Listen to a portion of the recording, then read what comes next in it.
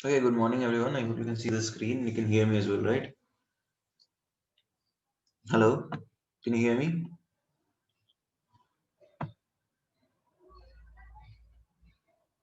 Okay, fine. So देखो अभी अभी होमवर्क डिस्कस नहीं करेंगे. We'll just move into the syllabus. ठीक है, चलेगा ना? Because मैंने मतलब we'll directly move into the syllabus because जो homework तो next week के हिसाब से मैंने दिया था, बहुत लोगों ने किया नहीं होगा. So we'll continue. ठीक है. We'll discuss the homework in the next class itself. Fine. तो देखो हमने लास्ट क्लास में किया क्या था. We introduced group 15, that is Nicogens. और कुछ बेसिक चीजें हमने करी थी, जैसे रिएक्टिविटी टुवर्ड्स ऑक्सीजन, हैलोजन. और कुछ बात करी थी कि गर्म करने पे एक बताया था कि तुम्हारे पास एक सॉल्ट है जिसमें यदि पानी निकल सकता है तो गर्म करने में सीधा पानी निकालना है. Is that clear? Okay. So guys, can we move ahead now? हम आगे बढ़ सकते हैं अब? फाइन. सो देखो, let us talk about preparation of nitrogen. Good morning, good morning.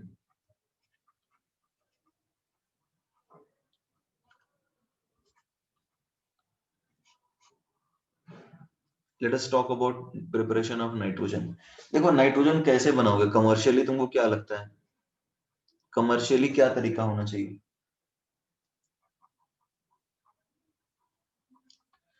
Everybody, commercially it is prepared.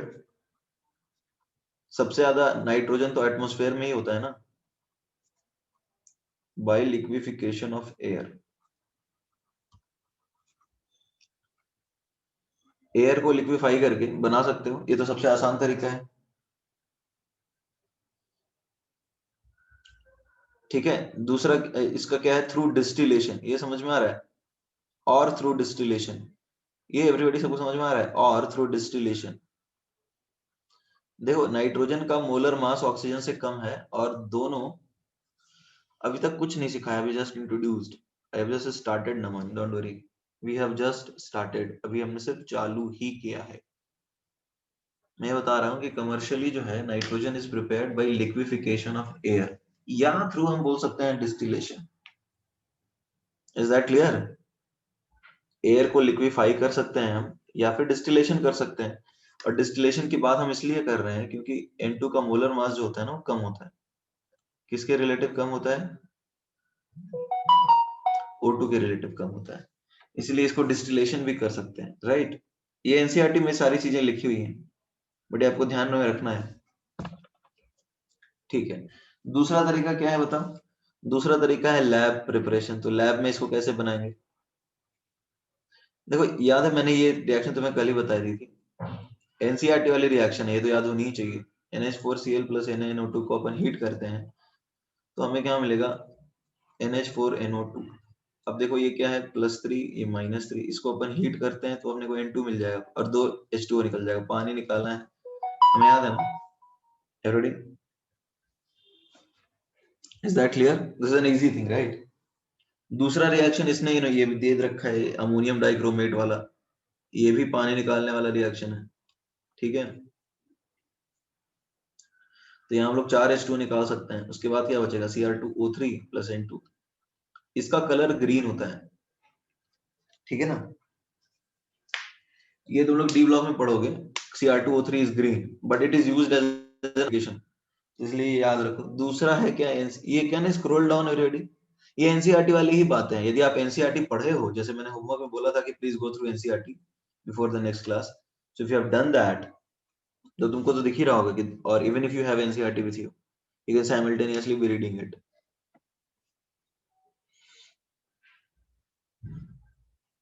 So can I scroll down?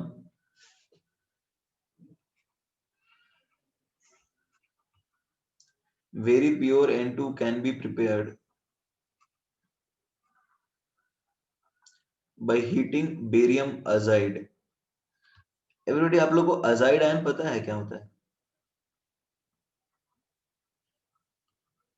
Everybody, azide ion is N3-. N3- is azide ion, और इसका ये जो है, it is a pseudo halide. हमने बात की होगी class 11th के केमिकल बॉन्डिंग में, what are pseudo halides, right? So N3 minus is a pseudo halide which is called azide. Azide is its common name. So azide ion N3 minus is not stable, ठीक है ना? ये बनता इतनी आसानी से नहीं है, तो इसको तुम हीट करोगे ना, सो ये थर्मली डिकम्पोज हो जाता है barium azide, and it will give you barium plus 3 nitrogen, ठीक है? So this is one method through which, और ये एक इंपॉर्टेंट बात है, मतलब जेईई मेन ने इसको कई बार पूछा है कि what is the method of preparing very pure N2। JEE main has asked is, let's say पिछले 4-5 साल के पेपर्स देखते हो, so you will find it asked to twice or thrice, even मतलब JEE mains as well as NEET, advance में नहीं, JEE mains और NEET में इनको काफी पूछा जा रहा है। Very pure, what is which of the following is a method of preparing N2 with high purity, या फिर वेरी प्योर, इस तरह से सवाल आता है।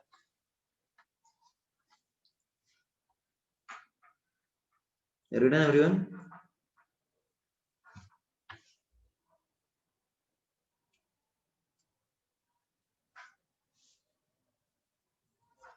ओके, ये तो डायरेक्ट मेमोरी बेस है, तो इसलिए मैं बोल रहा हूँ कि एनसीईआरटी को आप छोड़ नहीं सकते हैं, मतलब एनसीईआरटी तो पढ़ना है।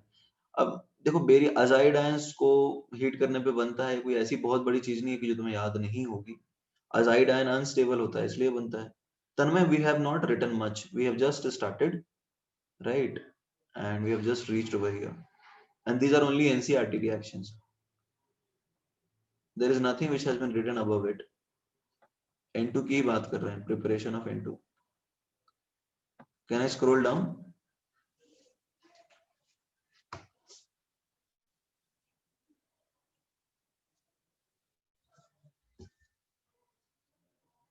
Okay, this is the first slide, correct?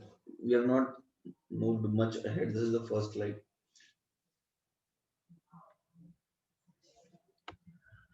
Okay,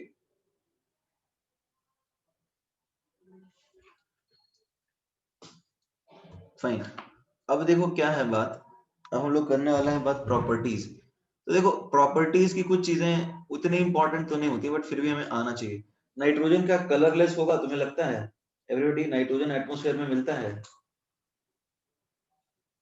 please respond. Nitrogen atmosphere में मिलता है कि नहीं मिलता? मिलता है, राइट? तो अब इसका कलर क्या होगा?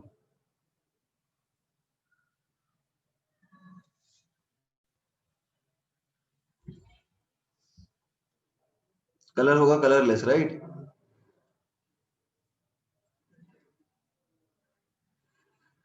Is that clear? अच्छा, नाइट्रोजन एटमॉस्फेयर में मिलता है तो इसका कोई ऑर्डर होगा?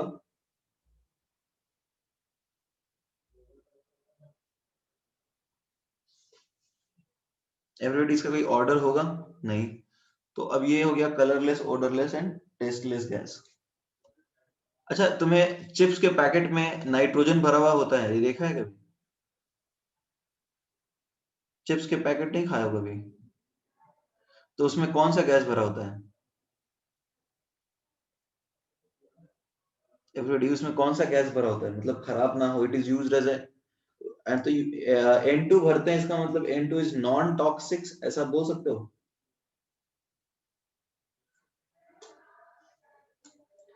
एवरीबॉडी, इसको ऐसा बोल सकते हैं ना, antioxidant, correct, you can also call it antioxidant. तो इसकी ये सारी प्रॉपर्टीज हैं कि एक इनर्ट एटमॉस्फेयर भी प्रोड्यूस करता है, because it does not react easily, right? तो ये सारी इसकी जनरल बातें हम प्रॉपर्टीज के फॉर्म में कर सकते हैं।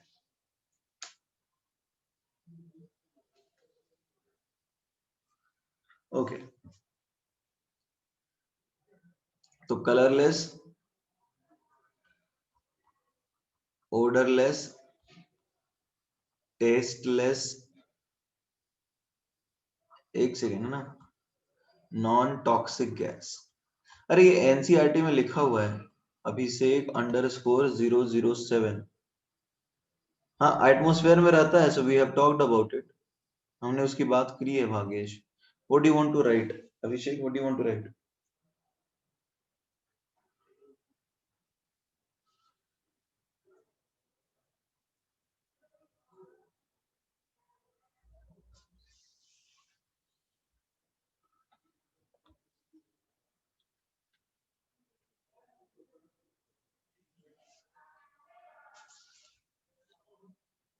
हो गया Abhishek? Can I scroll down now? Okay fine. अब देखो क्या है, ये सारी बातें तो हो गई। नाइट्रोजन के दो आइसोटोप्स होते हैं, नहीं हुआ है? अरे ये अलग मैं नहीं लिखवा रहा हूँ, it is NCERT, it is from NCERT, you can see NCERT, because ये बेसिक चीजें जो है वो तो हमको एनसीईआरटी से देखना होगा। So we are following NCERT, that is it. Return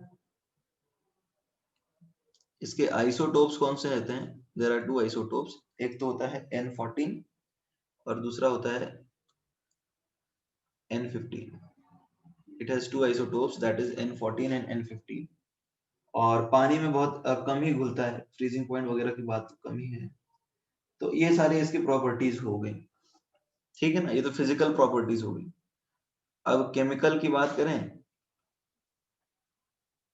you can risk, I would suggest you may not write it because this is in NCERT, और ये सारी चीजें you can underline in NCERT, it is there. I am also referring NCERT only, because ये सारी चीजें NCERT के basis पे ही बताई जाती है। मान लो एडिशन चेंज हो गया, तो उसमें क्या होगा, एनसीईआरटी ने कुछ अपडेट कर दिया, तो तुम्हें जो अपडेटेड एनसीईआरटी है उसके हिसाब से चलना होगा, ठीक है ना। जैसे किसी का specific, you can write if you want to, no issues, आप लिख सकते हैं। मान लो स्पेसिफिक ग्रेविटी है, कोई प्रॉपर्टी है जो कि अपडेट हो गया, मेजर हो गया, और तो ऑब्वियसली एनसीईआरटी में जो अपडेट होगा उसके हिसाब से जेईई मेंस, एडवांस, नीट, ये सब एग्जाम्स हम देखेंगे।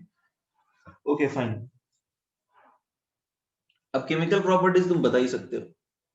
देखो पहली तो इट इज इनर्ट, बहुत कम रिएक्ट करता है। रीजन क्या है? Because of high bond energy.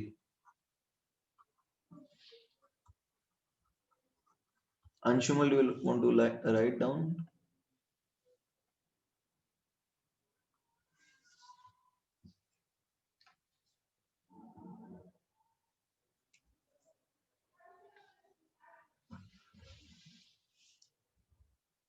Done? तो सबसे पहली चीज, it is inert, the reason being high bond energy. देखो इसमें तीन बॉन्ड होते हैं इनके, right? It has three nitrogen nitrogen bonds, and that is how we can say it has high bond energy. Is that clear? But it will react, right? High temperature पे तो react करेगा ना, जब bond तोड़ने के लिए जो conditions required हैं, यदि आप उसको प्रोवाइड करोगे तो it will react, right? Everybody, is that clear? It will react,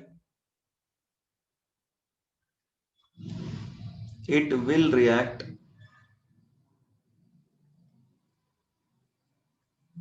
at high temperatures। तो तुम्हें क्या लगता है इसकी सबसे ज्यादा रिएक्ट करने की टेंडेंसी किसके साथ होगी? एवरीबॉडी, हाई टेम्परेचर पे सबसे ज्यादा रिएक्ट करने की टेंडेंसी किसके साथ होगी? तुम्हें क्या लग रहा है?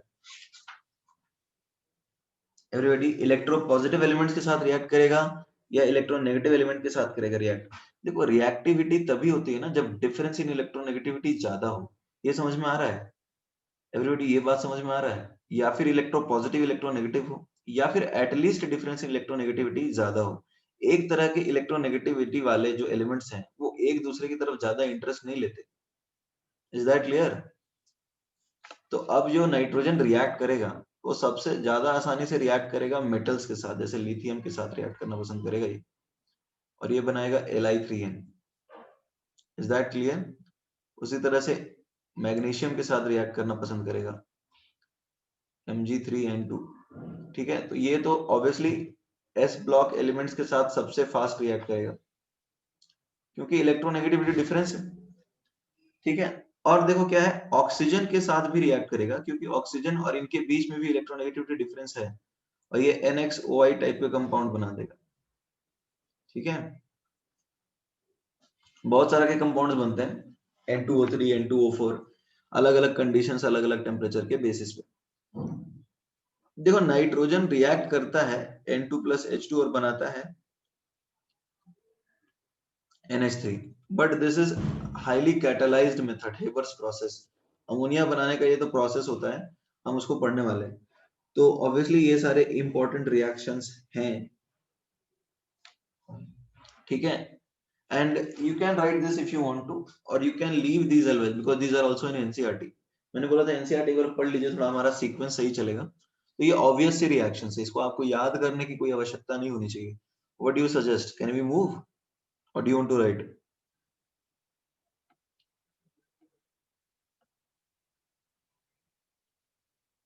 Okay, write down then.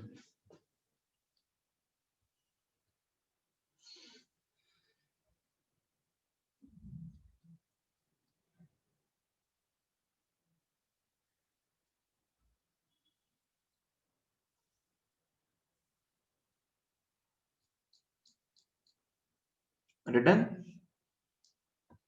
Okay. Shreyas, you can directly download PDF of NCERT. You can just type file type PDF NCERT class 11th. You will get that chemistry. NCERT is easily available on internet. You can simply type a file type PDF. It will give you only PDF because there are other formats as well. NCERT class 11th chemistry. Sorry, class 12th chemistry part 1. That will give you NCERT. Yeah. Fine. So I hope this is quite obvious. This is quite obvious reactions. Now, if you talk about the main use of nitrogen, see, uses of nitrogen. देखो ये उतना important नहीं है, but NCERT has talked about it. ठीक है already. ये उतना important है नहीं कि N2 का use क्या है, but NCERT has talked about it. तुम्हें क्या लगता है कि what do you think is the primary use? See, सबसे पहला use जो है ना इसका, that is as a preservative for food. आपने बात करी है, चिप्स विप्स का पैकेट खाते ही होगे, ये लॉकडाउन में बंद हो गया है वो भी.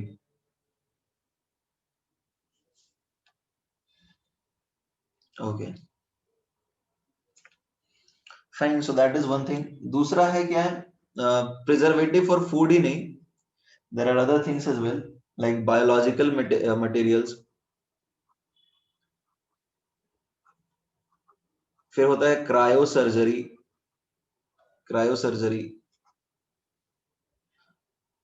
दिस इज एनसीईआरटी टर्मिनोलॉजी, जो लो टेम्परेचर पे करते हैं. अच्छा, रेफ्रिजरेंट भी दिया होगा, हाँ ठीक है, रेफ्रिजरेंट है इसको. रेफ्रिजरेंट, इनके लिए एक टर्म एनसीईआरटी ने यूज किया है, रेफ्रिजरेंट. नहीं, एनसीईआरटी में जेई में जो भी पूछता है ना, it is based on NCERT. तो जो एनसीईआरटी हो तो आपको तो समझ में आना ही चाहिए, एनसीईआरटी बिल्कुल याद होनी चाहिए. अच्छा देखो, रेफ्रिजरेंट का एक यूज होता है. एवरीबॉडी, तुम एक बात समझो, रशिया में एक कंसेप्ट आया था कि you can live for let's say infinite number of years. कैसे बताता हूँ. वहां एक होता है क्रायो सर्जरी, क्रायोस्कोपी करके एक टर्म होता है. ठीक है, क्रायोस्कोपी करके एक टर्म होता है, उसमें मोस्टली हीलियम यूज करते हैं. हीलियम क्यों यूज करते हैं? क्योंकि उसके अंदर वॉन्डर वाल फोर्सेस कम है. ये बात समझ में आ रही है? जिसके अंदर वॉन्डर वाल फोर्सेस कम है वो बहुत कम टेम्परेचर पे जाके लिक्विफाई होगा. Is that clear? तो अब जैसे हीलियम के अंदर जो वॉन्डर फोर्सेस होते हैं वो बहुत कम होते हैं, क्योंकि वो एक तो नोबल गैस है, दूसरा एलिमेंट के साथ इंटरेक्शन है ही नहीं.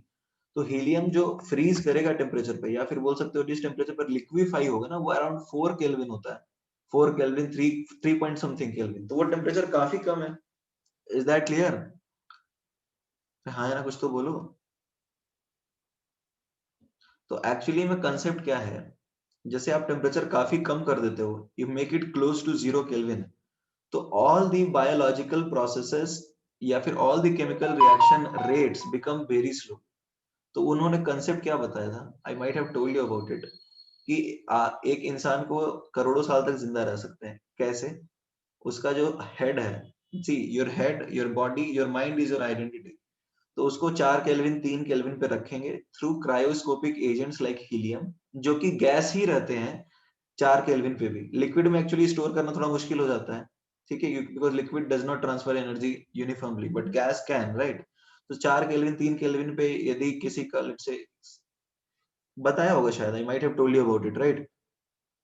तो 4 केल्विन पे किसी का मुंडी प्रिजर्व करके रख दिया, तो अब उसका मुंडी जिंदा रहेगा 20 साल, 30 साल, 40 साल, 50 साल, 200 साल. ठीक है, 200 साल तक. और जब वो तरीका आएगा, मतलब जब एक मेथड आ जाएगी कि हेड ट्रांसप्लांट पॉसिबल होगा, बायोलॉजिकली ये फिजिबल हो पाएगा हेड ट्रांसप्लांट, तो the person will be alive again, right? So that will be able to live as many years as possible. So through cryoscopy we can move towards immortality, ऐसा बताया जा रहा है.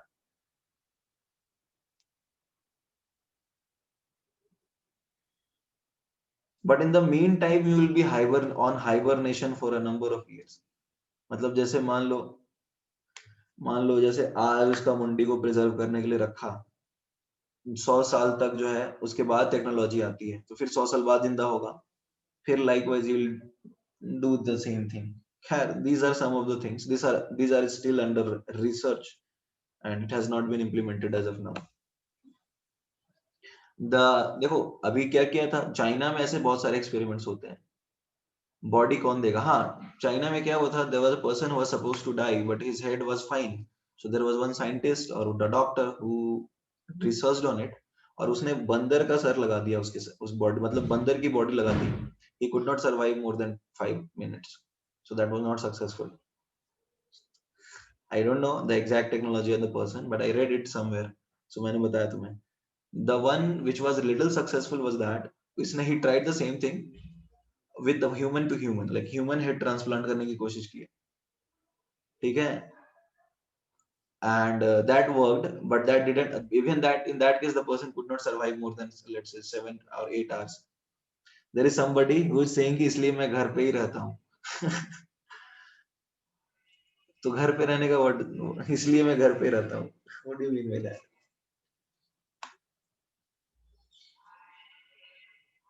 अच्छा, बैट वो लगा दो, फाइन फाइन, ताकि कोई मुंडी ना उड़ा ले. Okay, fine fine fine.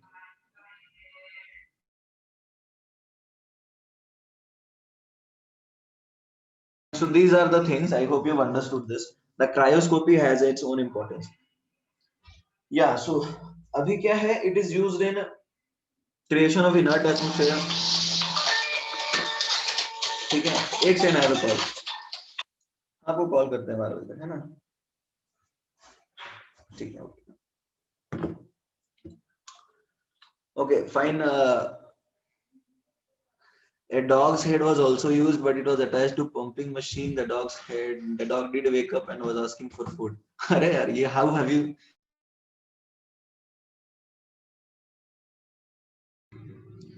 Yeah. There is a lag. Fine, it's fine. Abhi to it's fine. I think it should be fine, right? Yeah, there was a net issue. Fine. So let us just talk about the other stuff. देखो ये सारी चीजें तो सुनने में अच्छी लग रही हैं, seems hypothetical, but seems to be cool. But इसका कोई खास यूज है नहीं. There was somebody talking about the dog कि कुत्ते का मुंडी काट के फिर से लगाया, and when he woke up he was asking for food. I don't know this story. I haven't heard it.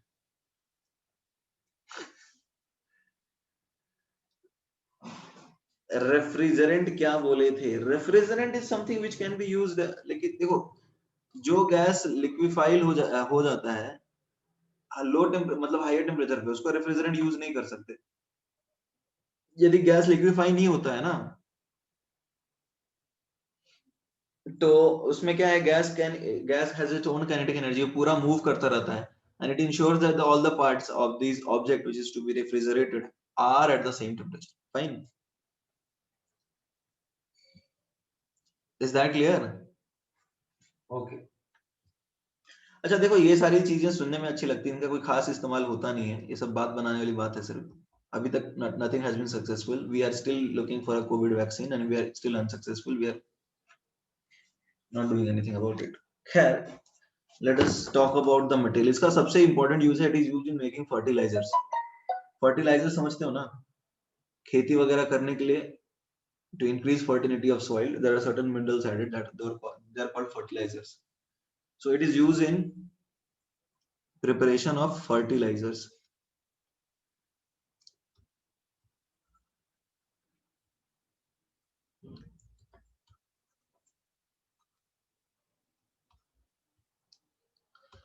Fertilisers की बात यहाँ पर करी जा रही है. तो देखो फर्टिलाइजर्स क्या होते हैं, तुम्हें पता ही है ये बात. मोस्टली दे आर एनपीके, मतलब नाइट्रोजन के कंपाउंड्स होते हैं, फास्फोरस के और पोटेशियम के. तो उसमें जैसे तुम सपोज कैल्शियम साइनाइड को डाल दोगे तो that is also a fertilizer. जो इसमें सबसे इंपॉर्टेंट फर्टिलाइजर है that is nitrolim. It is not there in NCERT but you are supposed to study it. This is calcium carbide. When you heat it with nitrogen at the temperature is around 1000 degrees Celsius. You can add this in NCERT because this is an important part. This is called nitrolim. So this forms a compound like this. This is called nitrolim, which is a very good fertilizer. देखो fertiliser क्या होते हैं, वो पानी में जाके hydrolyse हो जाते हैं, राइट? वो पानी में जाके हाइड्रोलाइज हो जाते हैं, ठीक है ना, और प्रोड्यूस करते हैं certain compounds which are helpful for the crop. वो फसल के उगने में मदद करते हैं। या that is carbide, that is calcium carbide.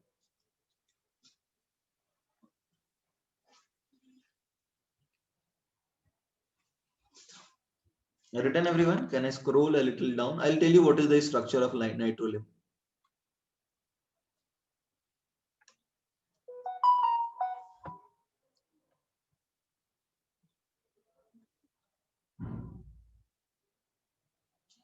तो अब देखो क्या है, what is this ion, this is called cyanamide. Cyanamide मतलब साइनाइड और अमाइड का मिक्सचर, एक तरह से हाइब्रिड है। So that is called cyanamide. This is called cyanamide ion, NCN minus. अब इसके रेजोनेटिंग स्ट्रक्चर हम ड्रॉ करेंगे तो ऑब्वियसली सेंट्रल एटम तो नाइट्रोजन ही होगा ना, सॉरी कार्बन ही होगा ना everybody. Are you confirm? Are you convinced that central atom has to be nitrogen? There is no choice, sorry carbon. So what we can do, we can draw two resonating structures, one like this and the other could be something like this, right? Sorry. So obviously out of these which one will be more stable? बताइए which one will be more stable?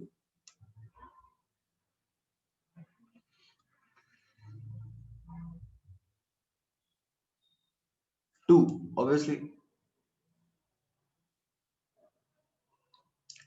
So this is cyanamide. Can you calculate the oxidation state? See these charges which you see on nitrogen atom, they are not oxidation states. So can you tell me what is the oxidation state of carbon and nitrogen in cyanamide ion?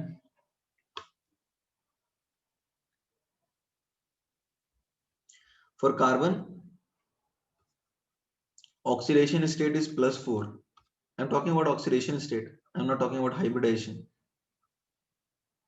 And for nitrogen, it is -3. Are we clear on this? Everybody, is that clear?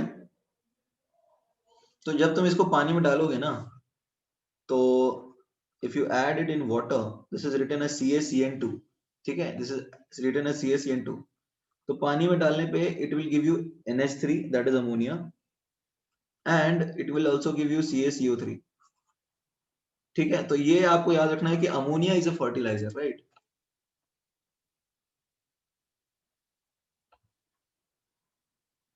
There is Abhilasha, the net charge is -2. This is +2 and this is -2. Abhilasha, the net charge is -2. Is that clear? This is not -1. This is calcium which will have oxidation state equal to +2. So that's why NCN minus will acquire, matlab NCN will acquire -2 charge. Fine. Are you sure it's easy? Break polar bonds and calculate residual charge. Ye charges, these charges what you see on nitrogen and oxygen atom, sorry, carbon atom, do you think they are oxidation states? If you talk about these charges, these are not oxidation. This is NCN2 minus. अरे calcium +2 है तो -2 वाला ही ion होगा ना यार, ये तो obvious सी बात है। Is that clear?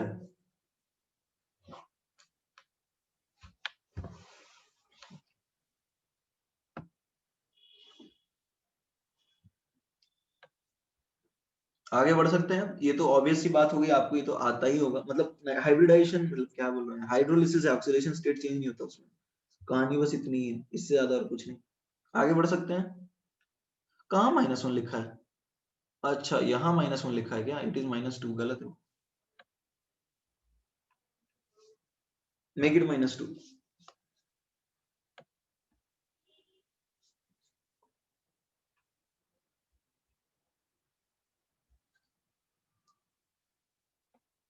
Can we move now?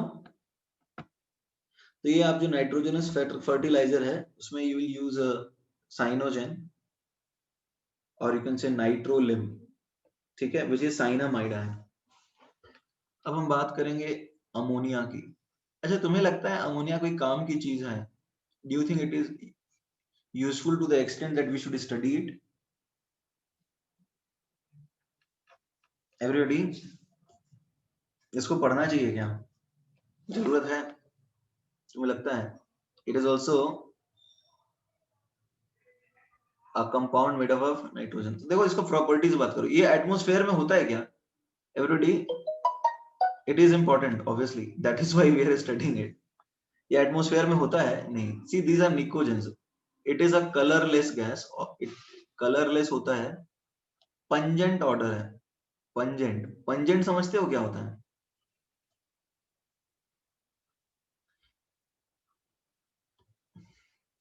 मतलब ऐसा ऑर्डर जैसे तुम लैब में गए और तुम्हारे नाक के अंदर जलन होने लग जाए, that is called pungent order.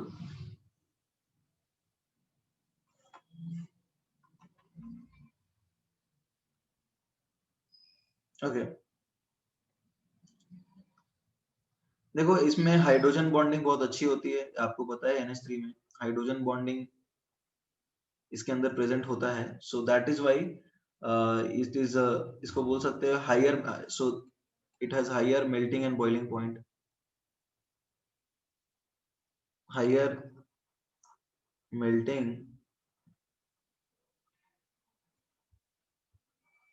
And, sorry, melting and boiling point.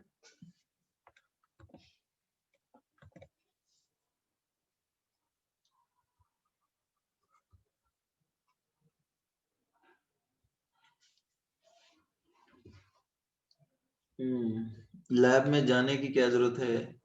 क्या बोलना चाह रहे हो? लैब में जाने की जरूरत कहीं, कहीं, क्या लिखना चाह रहे हो? कहीं भी हो जाता है। ओके, लैब में जाने की जरूरत क्या है, ये कहीं भी हो जाता है। ओके मैं समझना नहीं चाह रहा था क्या बोलना चाह रहे हो। सो सॉरी, मतलब तुम्हारे साथ ऐसे एक्सपीरियंसेस हो रहे हैं, so sorry to hear that. मैं क्या कर सकता हूँ इसके लिए? Fine, okay, coming back to the topic. देखो नाइट्रोजन की बात करें तो ये तो फिजिकल प्रॉपर्टीज हो गई, है ना? केमिकल प्रॉपर्टीज की बात करें तो कैसे होंगी?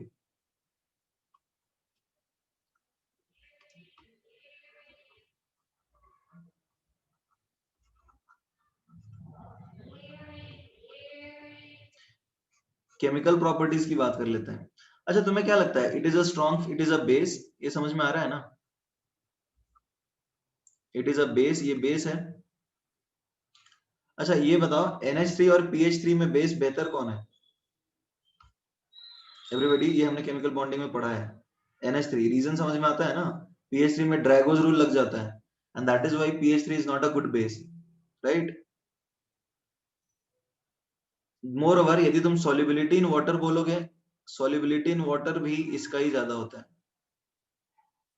NH3 का ही ज्यादा होता है, ठीक है?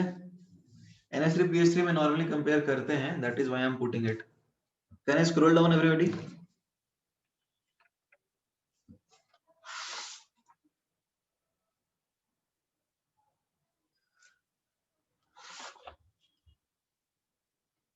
इसका सॉल्युबिलिटी का रीजन हाइड्रोजन बॉन्डिंग है।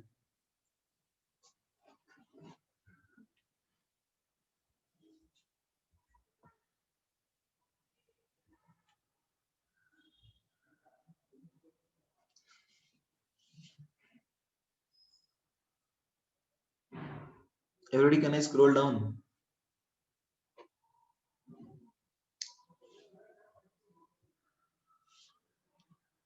Okay,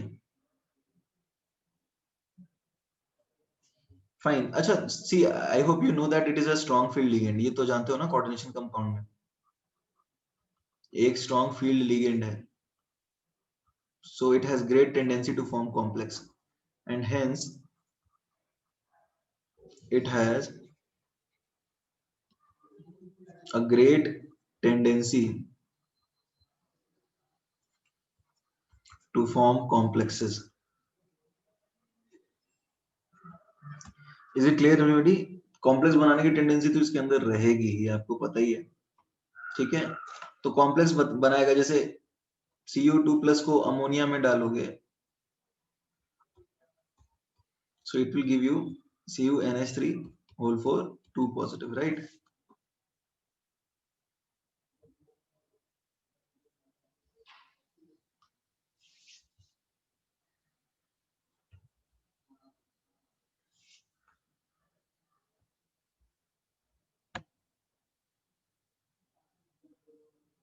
Done. Can I scroll down? अच्छा, ammonia is also a solvent. Do you know? Ammonia एक property show करता है, and that is क्या show करता है? NH4 plus और NH2 minus. ठीक है? So it can also undergo self dissociation. It can also undergo self dissociation.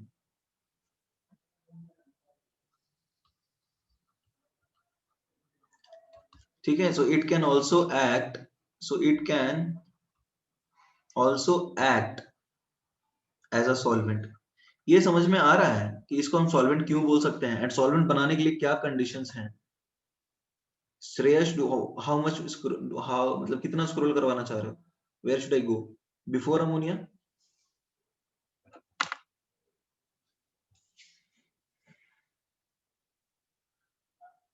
Last वाला, is this much fine?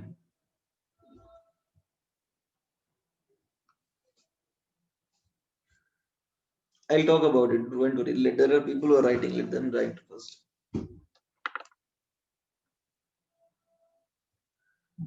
Written.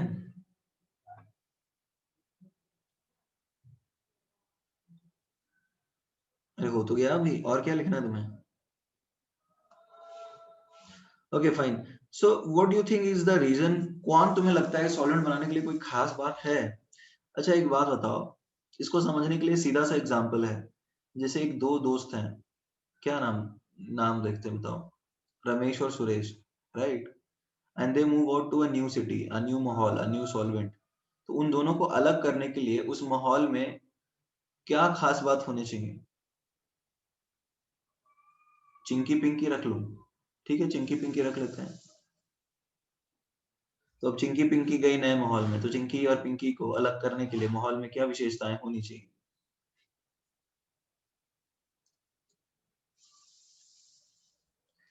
कालीन भैया, ये क्या नाटक कर रहे हैं? अरे सी, the medium should provide counter ions, right? The medium should provide counter ions. यानी चिंकी और पिंकी दोनों एक दूसरे को तभी भूलेंगे जब चिंकी को नए दोस्त मिल जाएंगे जो कि पिंकी से बेहतर है, और पिंकी को नए दोस्त मिल जाएंगे जो कि चिंकी से बेहतर है, राइट? तो बेसिकली होना यही चाहिए ना, कि whenever a solvent goes, let's say whenever a solvent provides a medium, that it ensures that both the ions are solvated, like cation is also solvated and anion is also solvated, right? तो दोनों तरह के ions यदि वो generate कर पाता है, right? If it is able to generate cations as well as anions, then it can act as solvent. Is that clear? Everybody, is that clear? तो यदि कोई ऐसा सॉल्वेंट है जो कि खुद ब खुद, मतलब if there is a substance which on itself can undergo form cation as well as anion, then it can act as solvent. For example, water can act as solvent, right? Everybody, is that clear? Water can act as solvent because it generates positive as well as negative charge, that is H plus and OH minus. Similar to that, NH3 can also form NH2 plus, sorry, NH4 plus and NH2 minus, right? Is that clear or not? So if there is some substance which can do that, so obviously it will become a better solvent. I hope you have understood this, right? तो अब ammonia जो है, it can also act as a solvent because it is generating both type of charges. या ऐसे मैंने समझाया था ना, एक हीरो और हीरोइन, उनको अलग करने के लिए ऑडियंस में काउंटर होना चाहिए, दोनों तरह के अपोजिट होने चाहिए, right? Like for hero there should be multiple girls, and for heroine or actress there should be multiple boys, right? So counter charges की जरूरत है, then it will separate, or you can separate these two, घेर लेंगे, correct? And that is how this dissociation takes place. तो I hope ये बात आपको समझ में आई होगी कि ammonia in similar terms can also act as solvent, right? Can we move ahead now?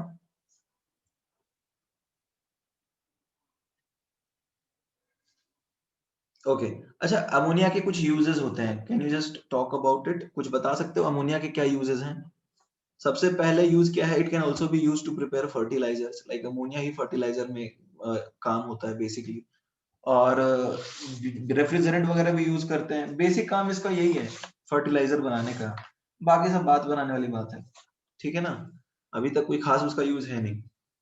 Ammonia का मेन यूज जो है that is in preparation of fertilizer. So can I scroll down?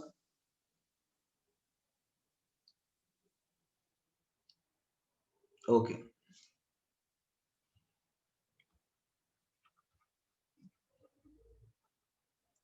Okay, let us talk about preparation of NH3। तुम्हें लगता है NH3 बनाओगे कैसे? क्या idea लग रहा है तुम्हें? NH3 बनाओगे कैसे? कोई ऐसा कंपाउंड, ऐसा कोई कंपाउंड ले लो जिसमें नाइट्रोजन -3 ऑक्सीडेशन में है और इसको हाइड्रोलाइज कर दो। क्या लगता है तुम्हें क्या होने वाला है? NH3 बनेगा? एवरीडी, NH3 बनेगा नहीं बनेगा? बन जाएगा ना? Is that clear? Every day, is that clear और नॉट? NH3 बन जाएगा। This is in +2, this is in +2, obviously. So you can take any compound, like you can hydrolyze Li3N, you can hydrolyze Mg3N2, you can hydrolyze ALN, ठीक है? All of them upon hydrolysis will give you NH3, ठीक है? I am talking about normal preparation methods. Haber's process is a commercial method, right? Naman, is that clear? Haber's process is a commercial method. Actually in processes को control करना मुश्किल हो जाता है, explosion होने लगता है, so that is why they are not used in commercial method. Safety भी तो important है। Is that clear? अमोनिया बनाने के लिए आग वाग लगा दोगे क्या चारों तरफ? So these are uncontrolled methods, but obviously हम लोग को तो पता पड़ना है। Okay okay. अच्छा मान लो तुम ऐसा करोगे, NH4Cl, NH4Cl में तुम जैसे ये क्या है, this compound is acidic, is that clear? Everybody, NH4Cl is acidic, do you understand why? तो अब इस एसिड को तुम बेस के साथ रिएक्ट करते हो तो तुम्हें क्या लगता है क्या बनेगा? ये बन जाएगा तुम्हें NaCl plus water. Everybody, what do you think? You will get NH3 plus NaCl plus water, right? This is acid and strong base. तो ये भी बन सकता है एक तरीका। Similarly, you can also add, let's say, ammonium sulfate है, you can also add NaOH to it, and obviously you will again be getting NH3 plus H2O plus Na2SO4. So these are only NCERT reactions, but you don't need to remember this. अच्छा, do you know this is urea? Urea जानते हो ना? This is urea. इसका hydrolysis करोगे तो what do you think will be product? Oxidation state जरा देखना, -3, ठीक है, -3, एंड कार्बन का क्या है +4। तुम्हें क्या लगता है क्या बनना चाहिए? NH3 plus H2CO3 बनेगा, ठीक है? CO2 plus H2O is H2CO3, right? CO2 plus H2O is H2CO3. So this is urea and this is the common fertilizer. Why do you think is it fertilizer? Because it is producing ammonia. Urea क्या होता है? Solid होता है ना, पानी में डालोगे तो अमोनिया बनेगा। तुम अमोनिया थोड़ी खरीदते हो। Let's say if you are a farmer और if you plan to do so in future, अरे ऑर्गेनिक फार्मिंग होती है, बहुत सारी चीजें होती हैं, right? So in that case you will get ammonia upon hydrolysis of urea. This is SN2, correct? This is SN2.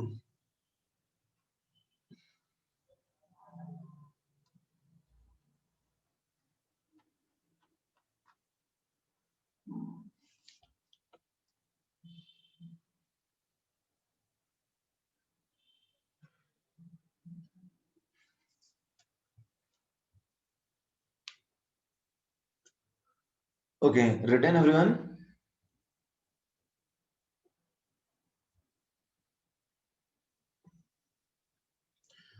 अच्छा देखो, एस ब्लॉक में हमने पढ़ा था सॉल्यूशंस इन लिक्विड अमोनिया, तुम्हें याद है? Everybody do you remember? हमने एस ब्लॉक में पढ़ा था सॉल्यूशंस इन लिक्विड अमोनिया, याद है? भूल गए? पैरामैग्नेटिक डायमैग्नेटिक नेचर होता था, तो वहां पे भी हम इसको सॉल्वेंट पढ़ते थे ना, अमोनिया में डालते थे अल्कली मेटल्स को, इफ यू रिमेंबर, हमने पढ़ा है वहां पे भी।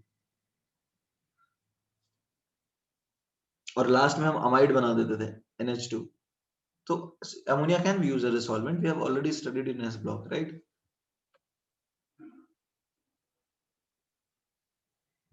ठीक है, you can get back to the same. Can I move ahead now?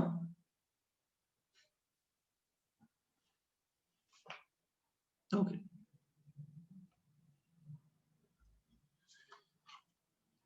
Okay, commercial preparation. Commercially कैसे बनाते हैं इसको? इंडस्ट्रियल बोलो, कमर्शियल बोलो। कमर्शियल मेथड क्या है? That is called Haber's process.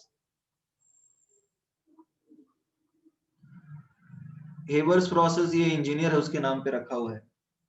खैर, अब देखो क्या है, I talk about it.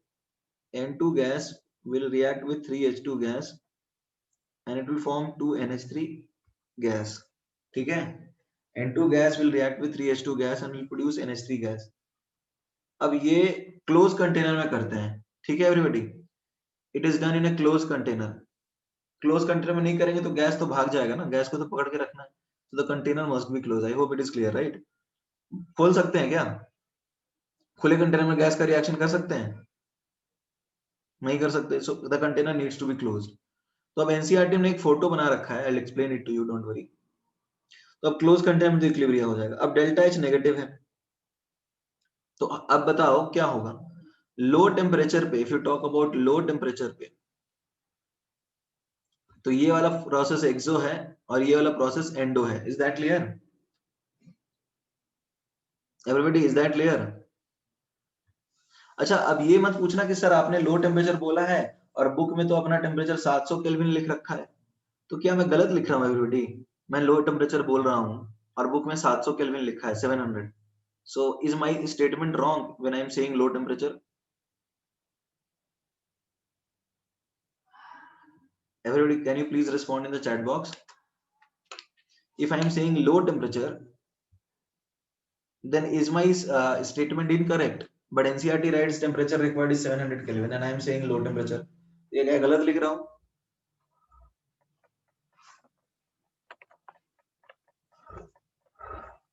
Everybody, क्या रखता है कि कोई रेफरेंस यूज कर रहा हूँ मैं लो लिखने के लिए, या ऐसे ही अपनी मर्जी से लो लिख दिया मैंने?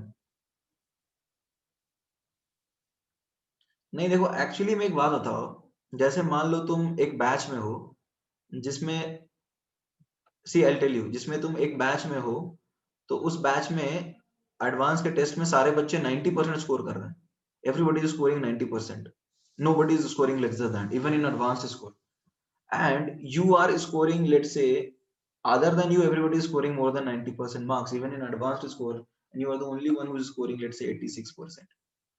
So is your score high or low in that batch? If you're in a batch in which there are such bright students, obviously उस बैच में तुम्हारा लो है। और मान लो तुम एक ऐसे बैच में हो जिसमें कोई एडवांस का टेस्ट तो देता ही नहीं है, you are the only one ही appears for the test, then regardless of your score what you get, it will be the highest, right? Is that clear? तो ये जो लो और हाई वाले टर्म्स हैं, don't you think they are reference based? Everybody, is that clear? ये जो लो और high terms हैं, दे आर रेफरेंस बेस्ड। तो अब वो रेफरेंस क्या है? वो रेफरेंस है टेम्परेचर जिस पे इक्विलिब्रियम अचीव होता है। Is that clear? वो टेम्परेचर के रेफरेंस में बात कर रहे हैं जिस टेम्परेचर पे इक्विलिब्रियम अचीव होता है, and the reference temperature T reference is delta H upon delta S. समझ में आ रहा है? Delta G is equal to 0 put कर दो, जो टेम्परेचर आएगा ना वो इक्विलिब्रियम का टेम्परेचर है, दैट इज रेफरेंस टेम्परेचर। उससे आपको नीचे रखना है तो क्या होगा? ये वाली रिएक्शन बैकवर्ड चलेगी, ठीक है? और इससे ज्यादा रखोगे तो फॉरवर्ड, मतलब इससे कम रखोगे तो क्या होगा बताओ? एक्सोथर्मिक फेवर होगा, यानी आगे जाएगा, और इससे ज्यादा रखोगे तो बैकवर्ड जाएगा। Is that clear?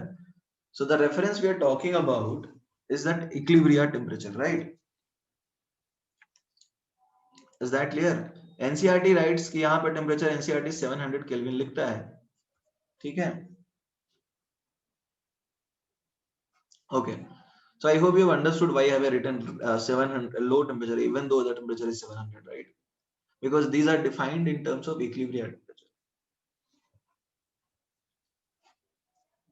Okay, अब बताओ इसमें प्रेशर क्या होना चाहिए, हाई या लो? तुम्हें क्या लगता है प्रेशर बढ़ाते हैं तो रिएक्शन किस तरफ जाता है? एवरीबॉडी, प्रेशर बढ़ाएंगे तो रिएक्शन किस तरफ जाएगा? जिधर गैस के मोल्स कम है उधर जाएगा, तो ऑब्वियसली हाई प्रेशर रखना पड़ेगा। अच्छा एक बात बताओ, बीच बीच में हम अमोनिया निकालते जाएं तो फायदा है? एवरीबॉडी, बीच बीच में हम अमोनिया निकालते जाएं तो फायदा है, रिएक्शन हमेशा फॉरवर्ड जाता रहेगा ना। If you keep on removing ammonia then reaction will keep moving forward in the forward direction. Is that clear? So and NH3 is removed, NH3 निकालते जाओ, ठीक है? NH3 निकालते जाओ तो तुम्हारा रिएक्शन फॉरवर्ड चलता जाएगा। Is that clear?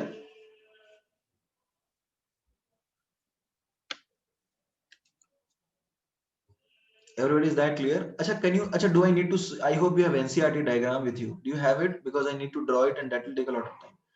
I hope you have NCERT diagram with you at present, right? Fine. So यहाँ पर तुम्हें दिख रहा होगा कि N2 और H2 को एक ट्यूब से पास करते हैं, कंप्रेसर में भेज देते हैं और फाइनली NH3 को लिक्विफाई कर देते हैं। लिक्विफाई करने से NH3 सेपरेट हो जाएगा। Page number it will depend on the edition you are using. Section 5.3 ammonia का प्रिपरेशन है। There are people who are using different editions. Page 176 could be section 7.3, you can see this.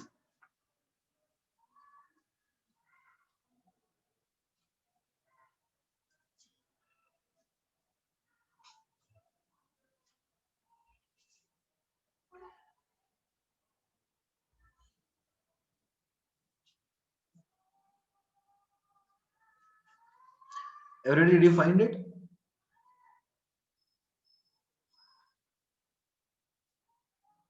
Okay fine. तो अब देखो basically तुम्हें समझ में आ रहा है कि ये जुगाड़ किस तरह से किया गया है ताकि ये सारी कंडीशन सेटिस्फाई हो सके, ठीक है? ये सारी कंडीशन सेटिस्फाई कर सके, इस तरह का जुगाड़ हमने इस मतलब एनसीईआरटी ने बना करके तुम्हें दिखाया है। So this was about ammonia. Okay, can we move ahead now? Everybody, can we move ahead? तो अमोनिया वाली बातें और नाइट्रोजन वाली बातें, I hope you remember this, ये तुम्हें याद रहेगा।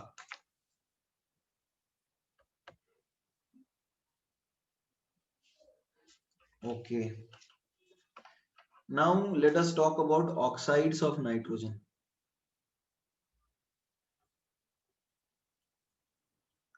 अच्छा, नाइट्रोजन ऑक्साइड्स बनाता है, ये पता है ना सबको? You can see it in table 7.3 NCERT. Did you find it? Table 7.3 NCERT.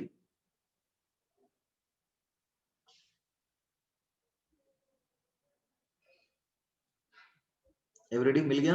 Table 7.3। अब देखो यहाँ पे क्या है टेबल 7.3 में, इनका नामकरण तो पता है ना? This is die nitrogen monoxide, +1 में है।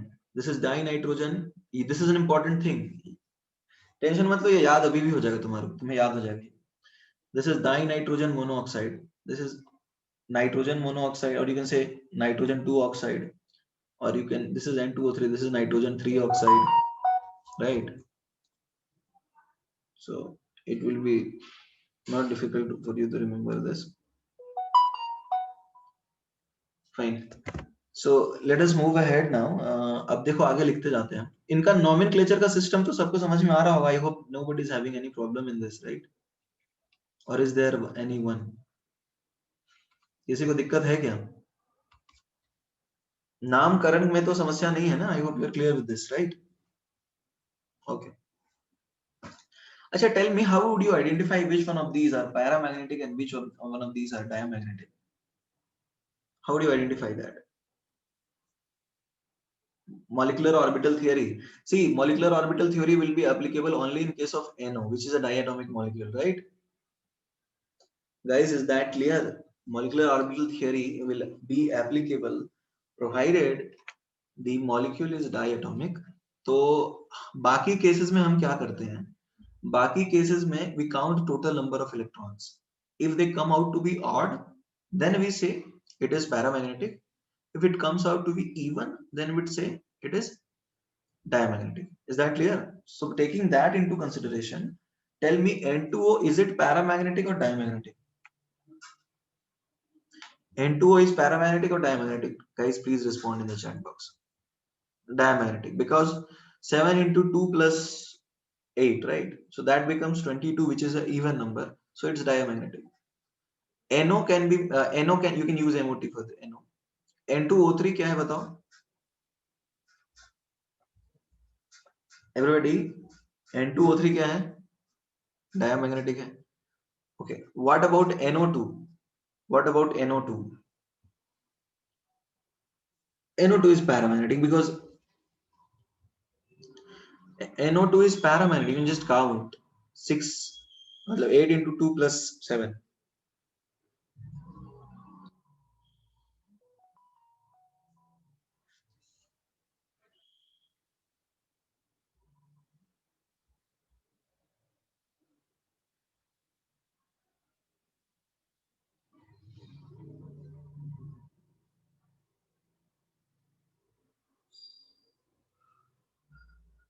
Written? Okay, ये बात तो सबको समझ में आ गया होगा, which one is paramagnetic and which one is diamagnetic, right? Okay, fine. अब जरा बात कर लेते हैं किसकी? Let us now talk about something like methods of preparation. तुम्हें लगता है मेथड ऑफ प्रिपरेशन याद करना? ठीक है, मेथड ऑफ प्रिपरेशन करेंगे. अच्छा, इनके हाइड्रोलिसिस पे क्या होगा बताओ? एवरीबॉडी, तुम्हें क्या लगता है कौन कौन के हाइड्रोलिसिस पे तुम्हें एसिड मिलेंगे? देखो, इसके हाइड्रोलिसिस पे तुम्हें क्या मिलेगा? तुम्हें +5 है ना, तो HNO3 मिल जाएगा. इसके हाइड्रोलिसिस पे तुम्हें क्या मिलेगा? +4 है, तो HNO2 प्लस HNO3 मिलेगा. ये टेबल लिख सकते हो. ये +4 है, ठीक है, तो again you will get HNO2 plus HNO3. ये +3 है, then what would you get? You will get HNO2. इसमें किसी को डाउट है? Everybody, is that clear everyone? अरे हाँ है ना, कुछ तो बोलो. ये सारे पानी में जाके एसिड बना रहे हैं. So don't you think they are all acidic? Everybody, am I audible or is there any sound lag? Can you hear me clearly? Okay, am I audible now? Is it fine now? Okay, fine. So what I was saying, मैं क्या बोल रहा था कि these are the compounds upon hydrolysis. मैंने ये बोला कि इन compounds को पानी में डालते ही आपको एसिड मिल जाएगा. समझ में आया? हाइड्रोलिसिस हमने सीखा है, राइट? आई एम सेइंग कि इन कंपाउंड्स को पानी में डालने पे एसिड मिल रहा है. So can we say that these oxides are acidic? Okay, और इनके हाइड्रोलिसिस पे तो कोई एसिड बनता ही नहीं है, राइट? सो वी कैन से दे आर न्यूट्रल. ऐसा तो कोई एसिड है नहीं ना इनके ऑक्सीडेशन स्टेट वाले रेंज में, तो ये न्यूट्रल है, बाकी सब एसिडिक है. तो ये आप लिख लीजिए. आई थिंक इट इज, देखो मतलब याद कैसे करना है? एनसीईआरटी ने तो लिख रखा है कौन सा एसिडिक है कौन सा न्यूट्रल है, बट तुम्हें याद नहीं होगा वो चीज, बट ऐसे तुम्हें याद हो जाएगा, right? NCERT has written clearly which one is acidic and which one is neutral, but you won't be able to remember it, but you should be able to. So this is one way through which you can do that, right?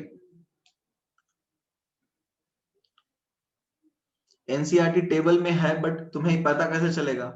You can write in NCERT itself कि the compounds which will produce acid upon hydrolysis will be acidic, right? याद रहेगा तुम्हें तो बहुत अच्छी बात है.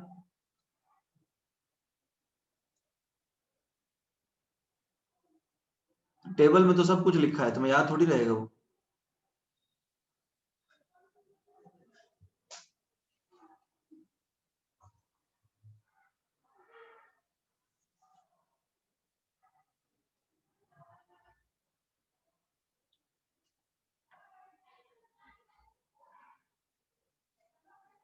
Written everyone? अच्छा, यहाँ पे एक और चीज है, N2O जैसे सारे के सारे गैस कलरलेस हैं, जितने भी है ना सब के सब कलरलेस हैं, या तो अब देखो यहाँ पर ये 7 NO2 तक तो तुम्हें गैस पता ही है ना। Okay, let me just write. Everybody, was it done? Can I scroll down? Okay, तो अब देखो क्या है कि talking about N2O, then we have NO, then we have N2O3, then we have NO2, then we have N2O4, and finally N2O5. देखो अब ये colourless gas है, सबके ये भी गैस होगा कलरलेस, ये दोनों न्यूट्रल होंगे। See this is also gas, this is brown gas. NO2 तो जानते होगे ना, ब्राउन गैस, ये तो फेमस है। अच्छा, उमंग इज आस्किंग NO और H2O में रिएक्शन होगी क्या? उमंग खुद सोचो, NO और H2O में रिएक्शन होनी चाहिए। पानी के साथ कौन रिएक्ट करेगा बताओ? Everybody, what compound do you think has a tendency to react with water? Something which is ionic, something which is highly polar, right? And something which can hydrolyze easily. तो आप समझो, it should it react with water? और दूसरी चीज, gas तो घुलेगा तभी react करेगा ना, ये भी तो ध्यान दो। गैस है तो घुलना भी चाहिए ना पानी में, should also be soluble in water.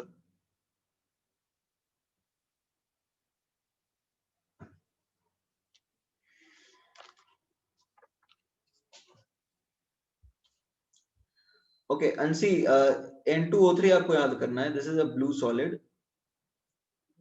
जो भी N2O4 3 है सब के सब सॉलिड है, और इसमें कलर तुमको जो एक याद रखना है वो सिर्फ N2O3 का याद रखना है, it is a blue solid, बाकी सब तो कलरलेस ही है। NO2 brown I am assuming आपको आता होगा, NO2 brown I am assuming आपको आता होगा, तो सिर्फ ये N2O3 ब्लू याद करना है, ठीक है? बाकी सब तो वैसे ही है जो तुम्हें याद है।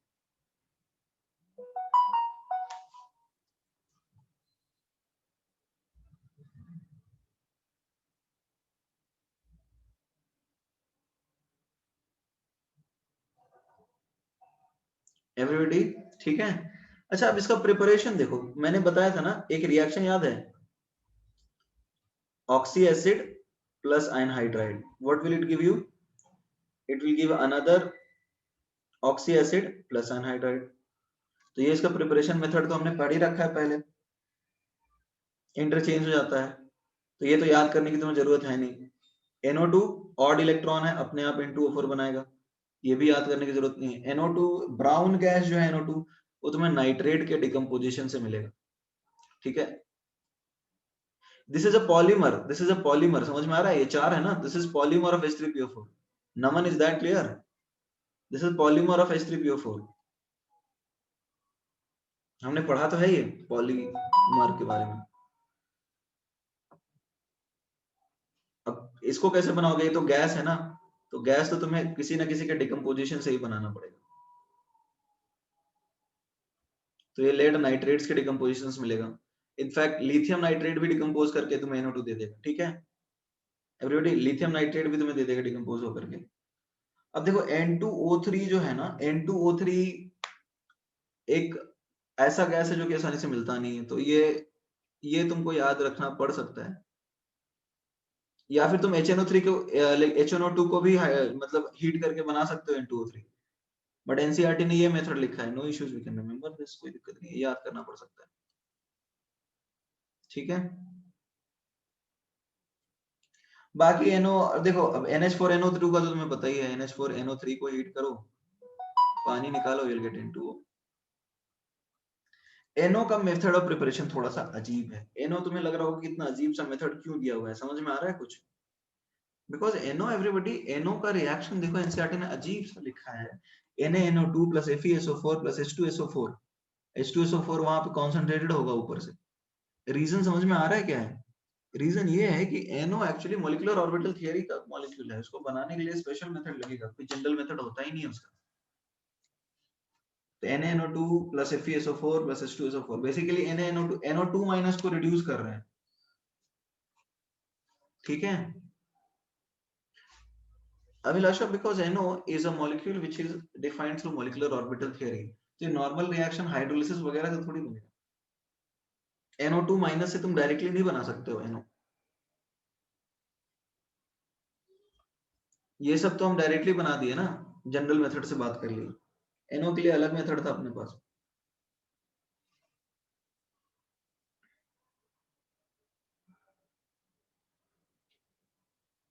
NO का आपको याद रखना चाहिए, NO2 का NaNO2 का रिडक्शन होगा in the presence of FeSO4 and H2SO4. Basically H2SO4 will act as, मतलब Fe देखो, सॉरी H2SO4 एक मीडियम प्रोवाइड करता है, यहाँ पे डिहाइड्रेटिंग एजेंट भी तुम बोल सकते हो। FeSO4 क्या कर रहा है? FeSO4 is the reducing agent, Fe2+, and Fe2+ is the reducing agent which will reduce NO2 minus to NO, ठीक है। और H2SO4 लिखवा देता हूं, सीधा मेथड यही है, reduction of NO2 minus by Fe2+, ठीक है। ब्राउन रिंग टेस्ट जैसा है, उसमें भी Fe2+ ही रिड्यूस करता है ना NO3 माइनस को, याद आ रहा है? वहां भी NO बनाना पड़ता है। एवरीबॉडी याद आ रहा है कुछ? Brown ring test coordination compound में तो बताया था, वहां भी Fe2+ ही रिड्यूस करता था, NO बनाते थे वहां पे भी कोऑर्डिनेशन में, तो सिमिलर मेथड ही तो है। यहाँ NO2 माइनस रिड्यूस कर रहे हैं, वहां NO3 माइनस रिड्यूस करते थे।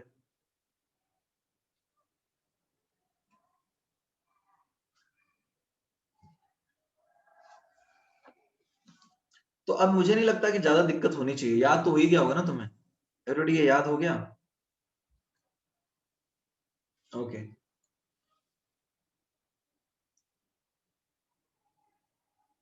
सो can I scroll down? Fine. अच्छा, स्ट्रक्चर तो ड्रॉ कर ही लोगे, जैसे इन सारे ऑक्साइड्स के स्ट्रक्चर ड्रॉ करना तो हमने केमिकल बॉन्डिंग में सीख रखा है, so I don't think that should be an issue. Everybody, should that be an issue? Structure तो ड्रॉ कर लोगे ना, because we have already studied in class 11 chemical bonding. You are supposed to remember all oxides and their properties, right? You are supposed to remember all oxides and their properties, but the reactions could be classified. You don't need to remember all the reactions. There are methods. कैसे बनाते हैं एक general method है ना? ना bond parameters याद करने की जरूरत नहीं है, कौन सा बॉन्ड लेंथ बॉन्ड एंगल कितना होता है वो तो तुम हाइब्रिडाइजेशन से प्रेडिक्ट कर ही सकते हो ना, केमिकल बॉन्डिंग पढ़ा है ना, कौन सा बॉन्ड लेंथ ज्यादा होगा कौन सा बॉन्ड लेंथ कम होगा, you can predict it through hybridisation.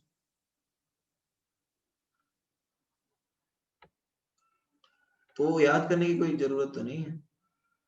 हाँ, एनसीईआरटी ने एग्जैक्ट दिया है, you can just go through it once, लेकिन NO2 the bond angle is around 134 degree, ठीक है। तो वो NO2 का एक देख सकते हो तुम।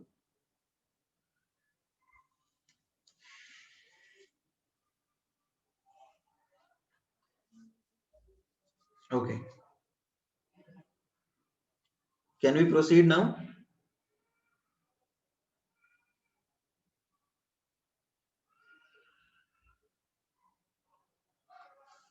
Okay, fine, let us now talk about oxo acids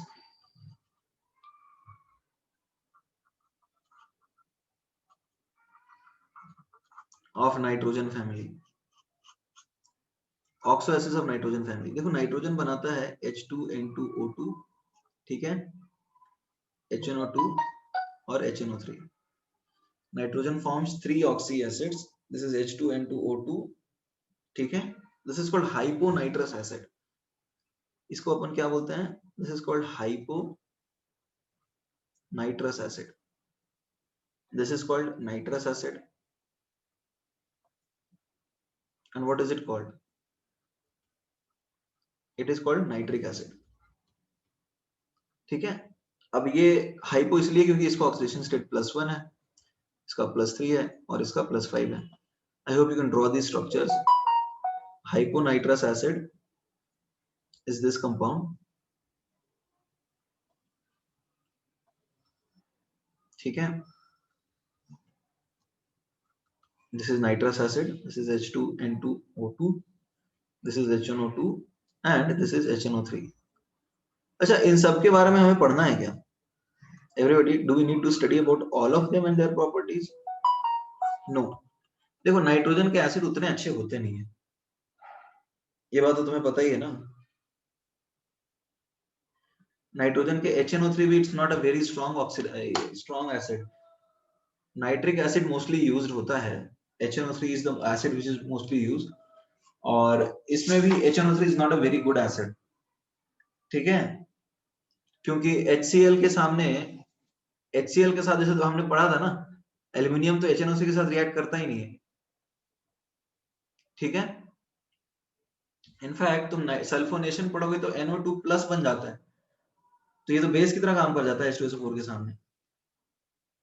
तो HNO3 is not a very good. Yeah, that was because of oxide coating, Abhilasha. But actually aluminium जो है ना, HCl के साथ तो रिएक्ट कर जाता है, कॉन्सेंट्रेटेड HCl के साथ रिएक्ट करके AlCl3 देता था ना. तो HNO3 उतना बेहतर हम नहीं बोल सकते कि एसिड है अच्छा. It is not a very strong acid, but relatively it is a strong acid. Can we scroll down?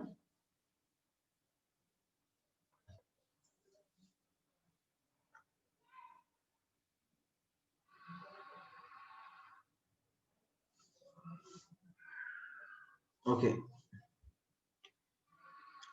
अच्छा, लैब में तुमने कभी HNO3 देखा है क्या? Have you ever seen HNO3 in lab?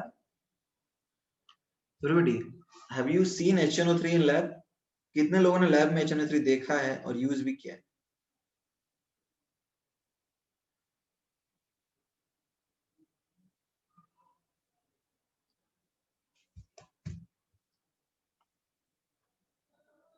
तो बताओ कलर क्या होता है?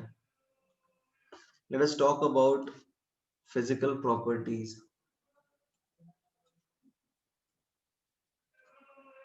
Physical properties of HNO3. अच्छा, yellow, there are people who are saying yellow. Actually yellow HCl होता है, greenish yellow HCl होता है. H2SO4 is colorless. This is colorless. पहली चीज तो ये कलरलेस एसिड आपने नहीं देखा है इसका मतलब.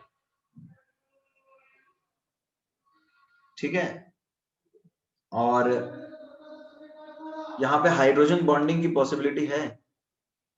Already, do you think there is possibility of hydrogen bonding? Soluble in water तो होगा ही, हाइड्रोजन बॉन्डिंग भी है.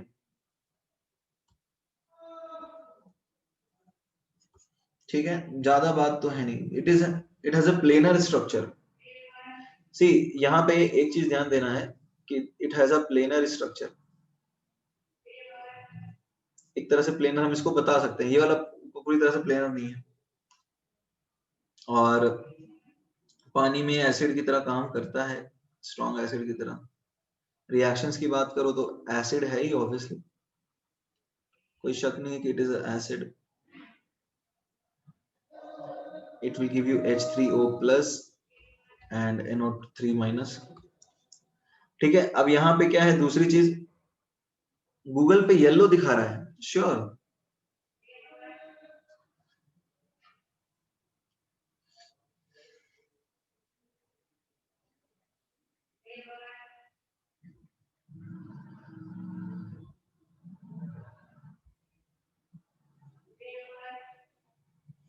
नहीं नहीं, एनसीईआरटी में चेक करो, एनसीईआरटी ने क्या कलर लिखा है.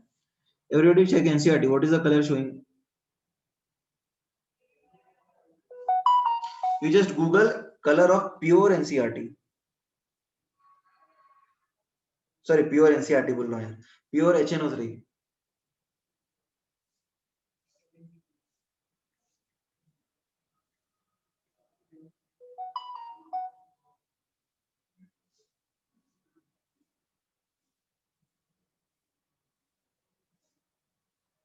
कलर क्या मिला तुम्हें? कलर ऑफ प्योर HNO3 देखो, गूगल करो, कलरलेस है। और यू कैन ऑल्सो कॉल्ड, इसको दूसरा नाम देते हैं, this is also called aqua fortis, उसमें भी सर्च कर सकते हो। This has a name aqua fortis. You can also search by this name, color of aqua fortis, pure HNO3। Colourless ही होगा, एनसीईआरटी ने तो कलरलेस ही लिखा है।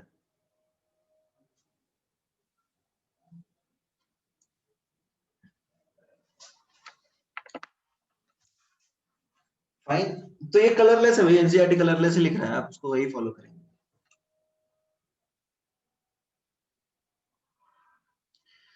तो fine, so it is a strong oxidising agent.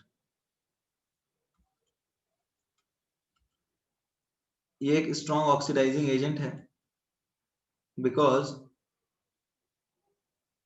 Nitrogen is in +5 oxidation state।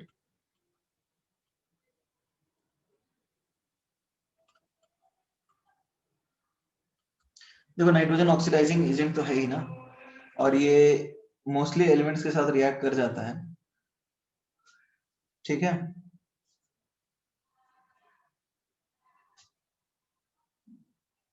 Is that clear everyone? I was saying कि it is a strong oxidising agent because nitrogen जो है वहां पे +5 ऑक्सीडेशन स्टेट में है, so that is why it reacts with the elements, right? Is that clear?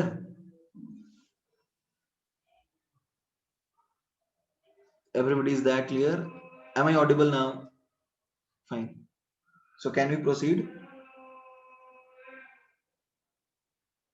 Fine, so देखो basically HNO3 जो है ना, HNO3 reacts with most of the compounds but it does not react with noble gas। देखो basically strong acid तो है, तो ये react नहीं करता है किसके साथ, it reacts with most of the metals।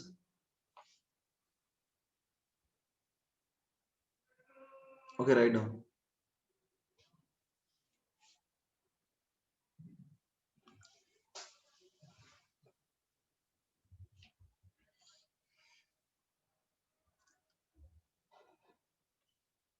Done?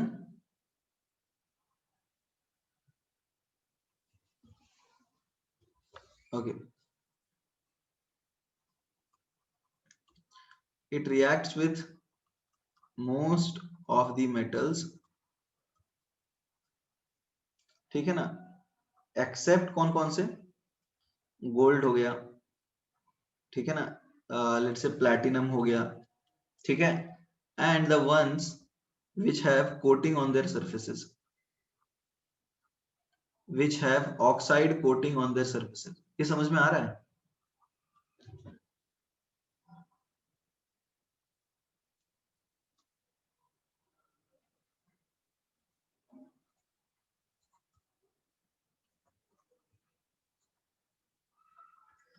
Like chromium हो गया, एल्यूमिनियम हो गया, right? Would you want to write this?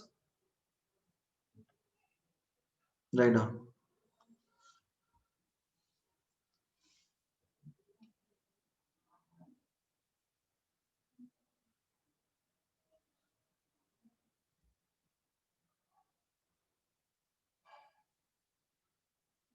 Done?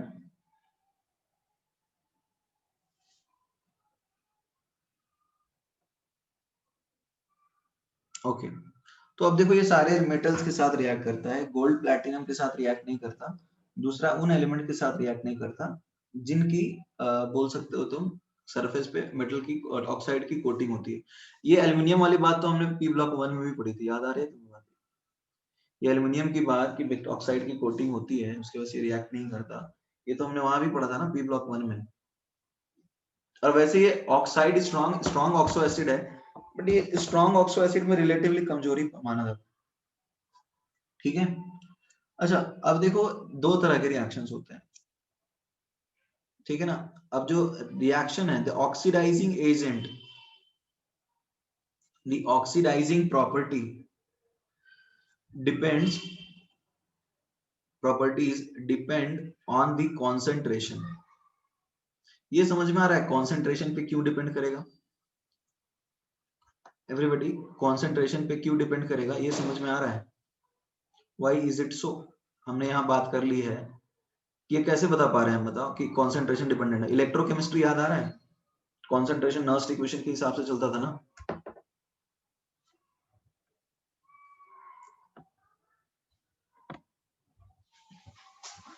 ठीक है,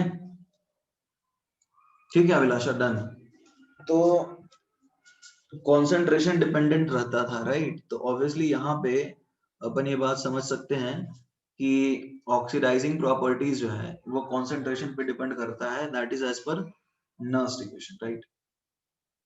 अब हम कैसे इस बात को बता रहे हैं, लेट मी टेल यू। जैसे तुमने रिएक्शन करवा दिया किसका, एक तो दो तरह के हैं, एक तो होते हैं एक्टिव मेटल्स,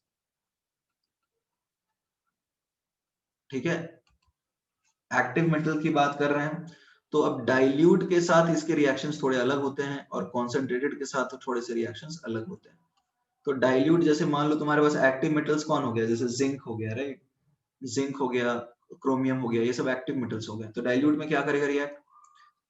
डाइल्यूट HNO3 के साथ रिएक्शन यदि तुम कराते हो इसका, तो डाइल्यूट में it will form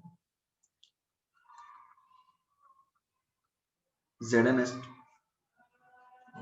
Why do acids like differently? Because of Nernst equation। Active metals क्या होते हैं?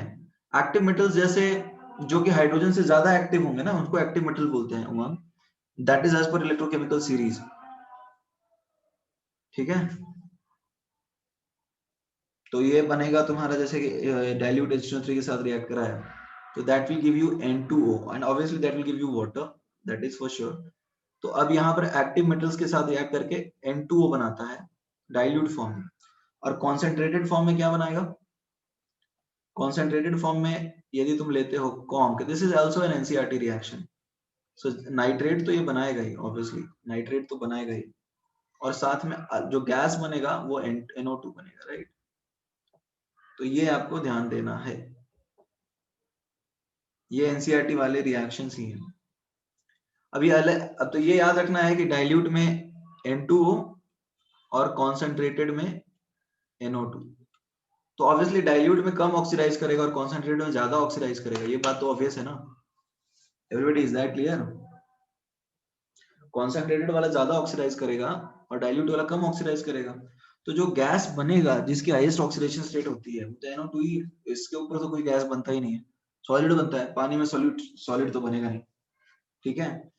तो NO2 बनेगा हाईएस्ट में। अब लीस्ट में कौन सा बनेगा, ये इलेक्ट्रोकेमिस्ट्री में थोड़ी बता सकता है, वहां भी तो हम डेटा यूज करते हैं ना, वहां भी हम यूज करते हैं कि क्या स्टैंडर्ड SOP है, SRP है। तो यहाँ पे डाइल्यूट में NO2 यूज होगा और कॉन्सेंट्रेटेड में मतलब डाइल्यूट में N2 और कॉन्सेंट्रेटेड में NO2।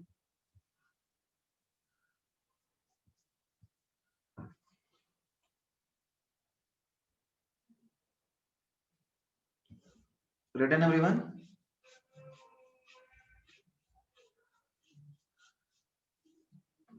अच्छा, अब जो थोड़े से एक्टिव मेटल्स की बात होगी, आपकी कौन से मेटल्स बताओ? लेस एक्टिव मेटल्स की बोल सकते हैं बात, जो थोड़े से लेस एक्टिव हैं, जैसे कॉपर हो गया, ठीक है? तो कॉपर के साथ क्या करेगा? कॉपर के साथ जब तुम यूज करोगे डाइल्यूट HNO3, तो तुम्हें कॉपर नाइट्रेट तो मिलेगा ही, और साथ में NO गैस मिलेगा। और कॉन्क HNO3 यूज करोगे तो यहाँ भी तुम्हें कॉपर नाइट्रेट तो मिलेगा ही, साथ में NO2 गैस मिलेगा। तो ये तो हर बार सेम है। यहाँ पे क्या हो रहा है, NO बन रहा है, और पिछले बार क्या होता था, पिछले बार क्या होता था बताओ? ऑलरेडी पिछले बार क्या होता था, N2O बनता था, ठीक है? तो अब ये याद रखना है NO और N2, बाकी सेम है। NO और N2 याद रहेगा ना, कॉपर के केस में NO और उसके केस में N2, याद रह सकता है ये, this is not a difficult thing to learn.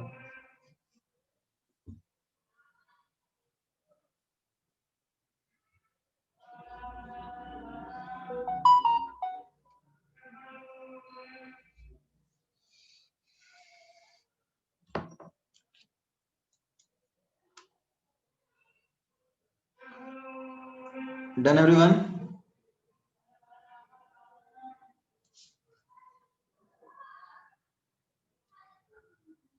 Scroll, you can write Naman, Om, you can write it later. Mostly these are NCERT reactions, no issues. ये NCERT वाले ही reactions हैं ज्यादातर.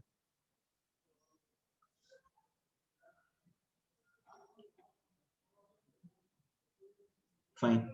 अच्छा, कुछ जनरल बातें हैं, जैसे जनरल बातें में क्या आ गए, जैसे I2 को H कॉन्क H2 यूज करोगे कॉन्क, ठीक है, जैसे मैं ऐसा ही लिख देता हूँ, HNO3 यूज करोगे कॉन्क, तो I2 के साथ क्या रिएक्शन देगा, कार्बन के साथ क्या रिएक्शन देगा, सल्फर के साथ क्या रिएक्शन देगा, दिस इज S8, और P4 के साथ रिएक्शन क्या देगा, तो ये ऑब्वियसली उनके ऑक्सी एसिड्स में कन्वर्ट कर देता है इसको,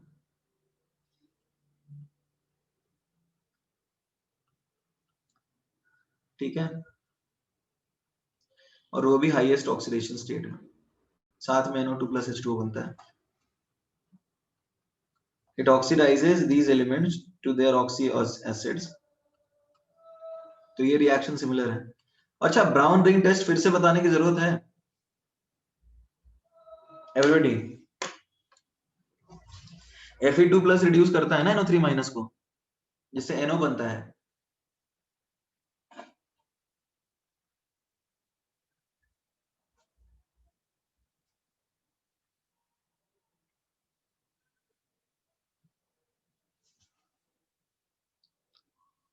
ये लिखने की जरूरत है?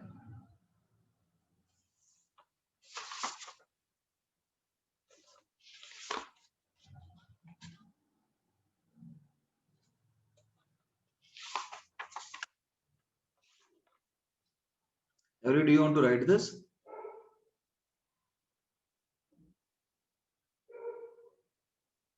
Okay, fine.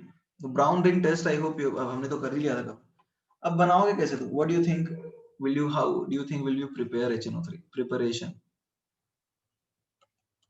देखो प्रिपरेशन का तो आसान तरीका यही है, N2O5 को पानी में डाल दो, क्या बनेगा? HNO3 बनेगा ना everybody?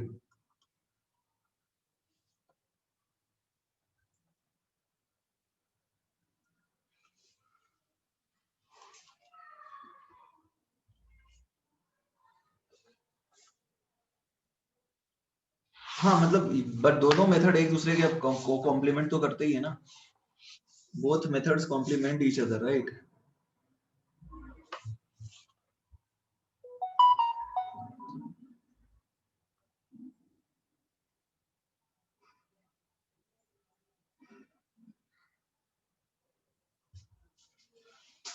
Everybody done? Okay, so N2O5 को पानी में डालोगे, so you'll get HNO3. I hope it is clear. Fine. If you add N2O5 to water, it will give you HNO3. That is method, but it is uncontrolled. Explosion हो जाएगा, बहुत fast होगा reaction. ये फट जाएगा, तो control तो होगा नहीं है. तो लैब में कैसे बनाओगे?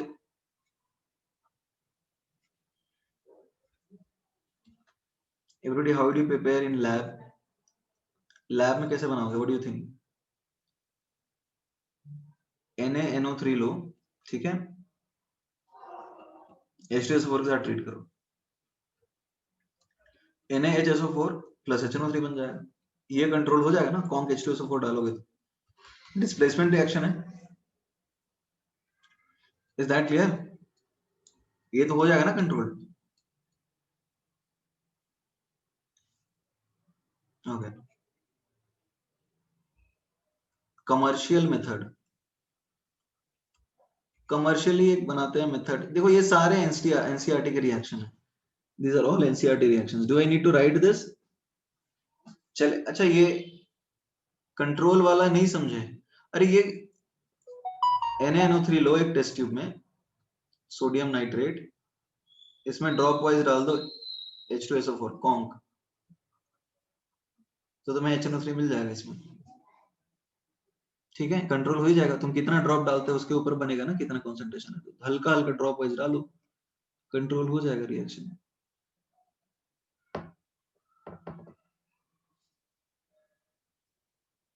क्लियर है?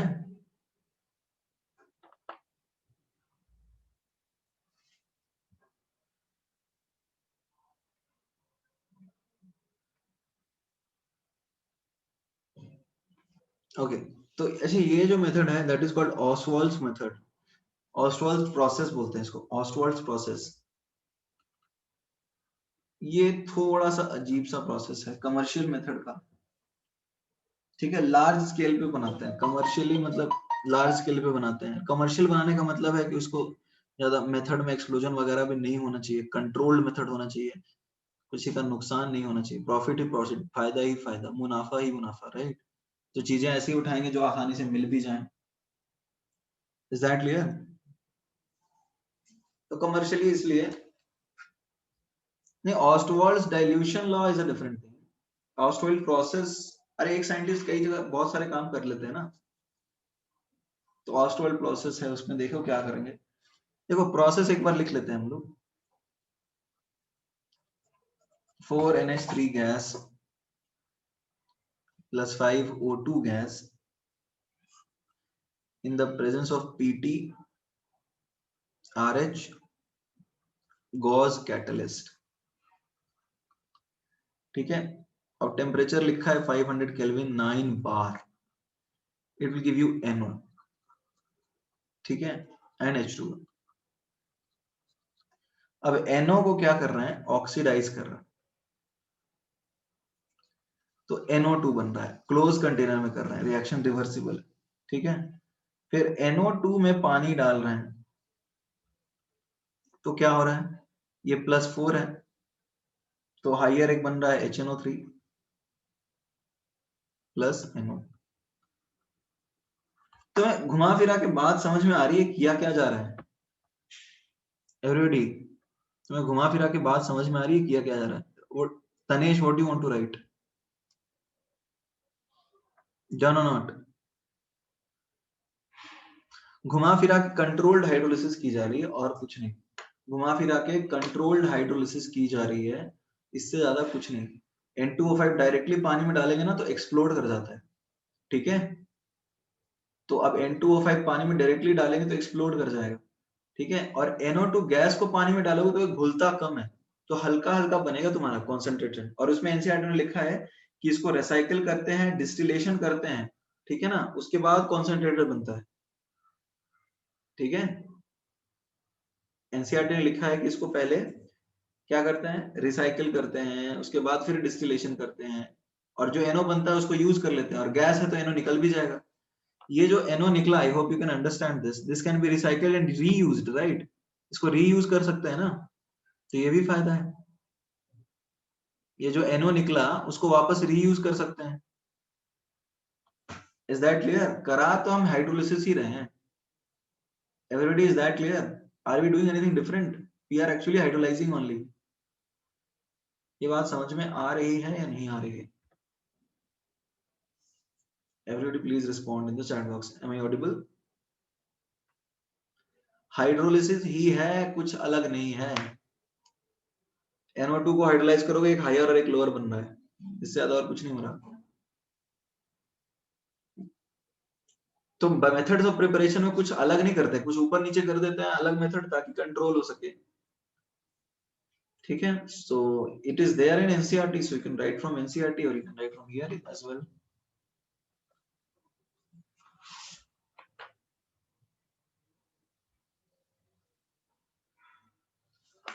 Written everyone? Written everyone? Done or not?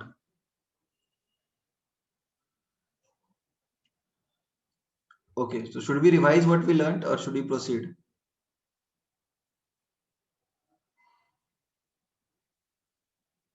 Okay,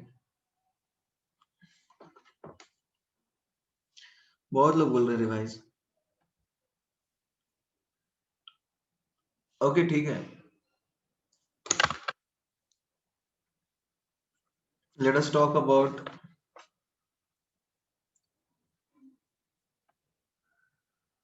और स्क्रॉल अप।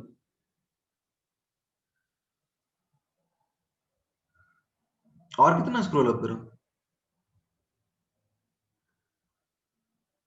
हो गया लिखने का काम?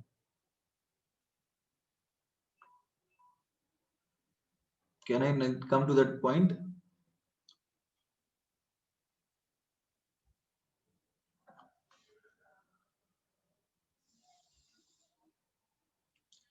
No no, I am not in the class.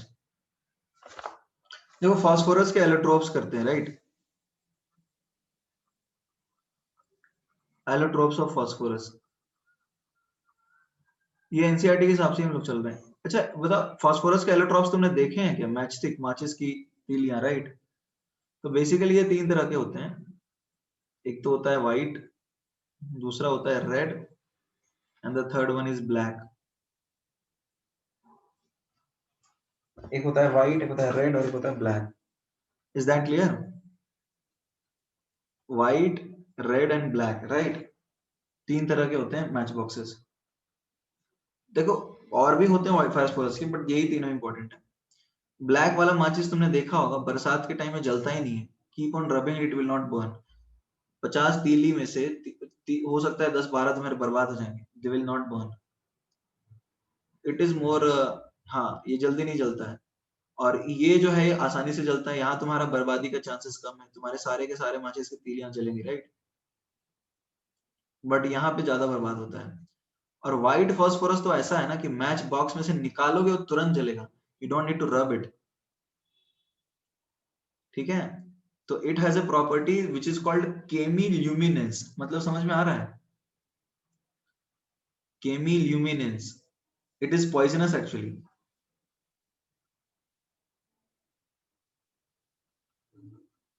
Chemiluminescence is the property that it glows in dark. ये अंधेरे में, मतलब let's say surface, I will talk about it, don't worry. ये सरफेस जो है ना, इसका सरफेस जलता रहता है हल्का हल्का। एवरीबॉडी, सरफेस जो है ना वो हल्का हल्का अपने आप जलता रहता है। So because of this it glows. ये अंधेरे में लगेगा कि तुम्हें कुछ जल रहा है। No, that is not what you see in bright night. यदि तुम व्हाइट सरफेस, व्हाइट फास्फोरस को अंधेरे में रख दोगे ना, तो वो हल्का हल्का जलता रहेगा। तो ये, तो तुम्हें ये तो समझ में आ रहा होगा। और ये ऐसा ये तो स्टेबल है ना एटमॉस्फेयर में, और ये तो जलता ही नहीं है। तो स्टेबिलिटी सबसे ज्यादा किसकी हुई एवरीबॉडी? स्टेबिलिटी सबसे ज्यादा किसकी हुई? ब्लैक की, फिर रेड की, और सबसे कम व्हाइट की। रिएक्टिविटी के टर्म्स में बात करें तो व्हाइट फास्फोरस किसी ने देखा है एवरीबॉडी? व्हाइट फास्फोरस किसी ने देखा है? It is not available in the market because it is dangerous, it is poisonous, it can damage you. So that is why you might not, it is not available. That is how it is. It rocks may, I don't, there can be fast fight, but you won't see. Rocks, they are glowing because of the different reason. Glowing rocks you might have seen, and that is not because of white phosphorus. It is because of the steam which is coming from inside. It's a water which comes out.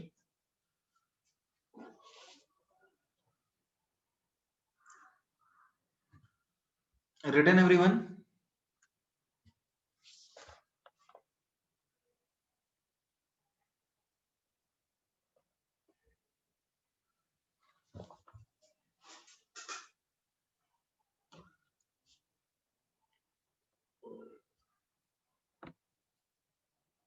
Fine. अच्छा, let us now talk about white phosphorus.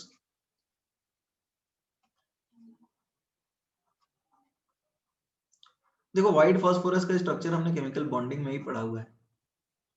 देखो ये तुम्हारा white phosphorus है, तो तुम्हें लगता है इस तरह का प्लेन में होगा?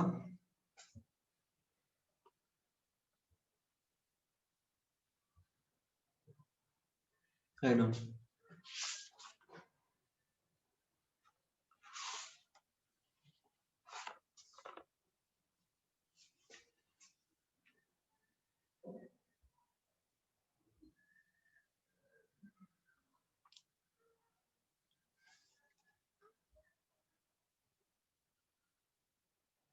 डन। रिवाइज करवाते हैं, लास्ट के 10 मिनट में कराते हैं revise. Wait, white phosphorus 10 minute करेंगे, ठीक है ना? रुक जाओ थोड़ा। दिस इज व्हाइट फास्फोरस, तो तुम्हें लगता है इस प्लेन में होगा? Everybody, do you think this will be the structure of white phosphorus, the one which I have drawn?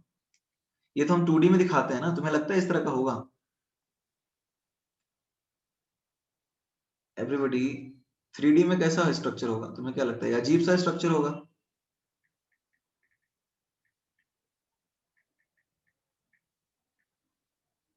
It is tetrahedral, that is fine, but it will be distorted tetrahedral, right?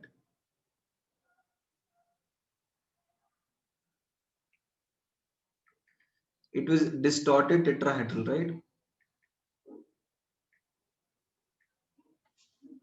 Distorted because of a lone pair. See, this is how it will exist.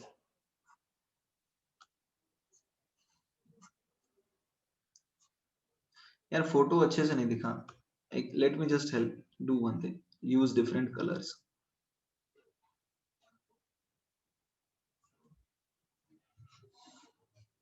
अभी थोड़ा tetrahedral type लग रहा है क्या?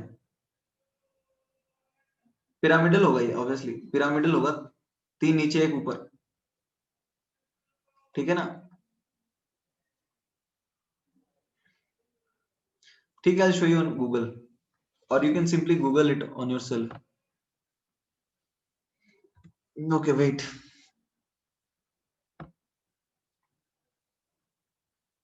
I'm just opening a tab on Google where I'll show you the exact image.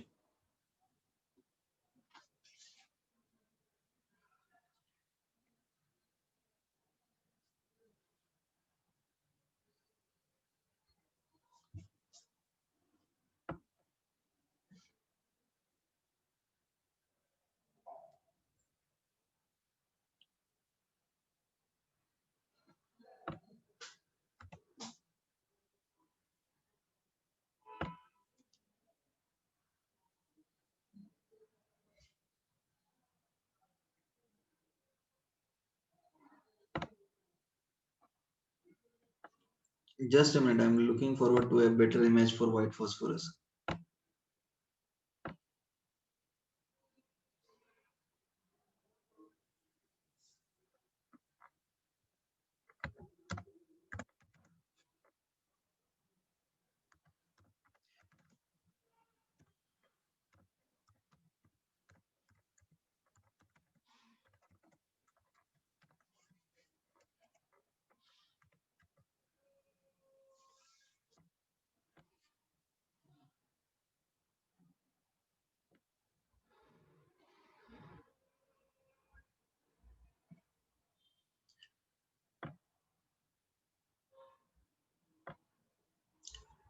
Everybody, can you see this? Everybody, can you see this? I'm sharing a Google screen. So this is white phosphorus. It actually glows in the dark. दिख रहा है? Can you see this?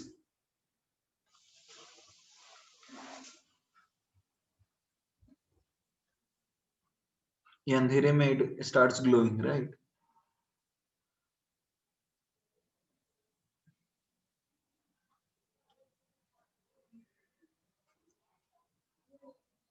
Fine. अब now let us click on white phosphorus in 3D.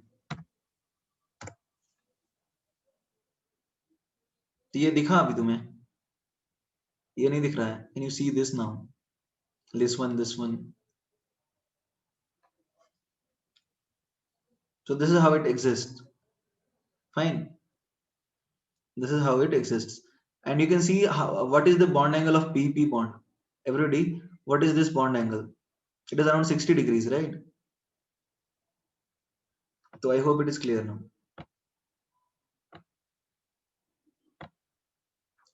So there are two things, like it is highly reactive, it glows in dark, bond angles are very close to each other. तो तुम्हें नहीं लगता है कि यहाँ पे steric factors बहुत ज्यादा है? एवरीबॉडी, तुम्हें नहीं लगता है यहाँ पर बहुत ज्यादा है? यहाँ पे theta is 60 degree, so repulsion is extremely high.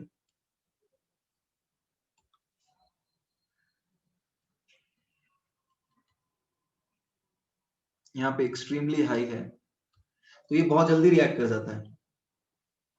So very reactive. Physical property की बात करें, फिजिकल प्रॉपर्टी तो ट्रांसपेरेंट वैक्सी सॉलिड होता है.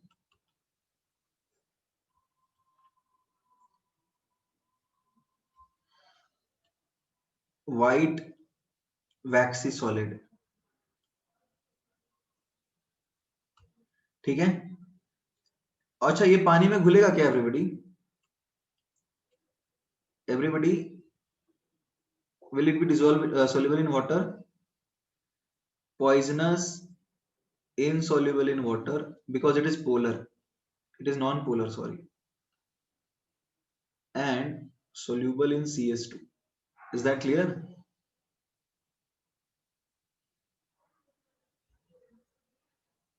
Poisonous, insoluble in water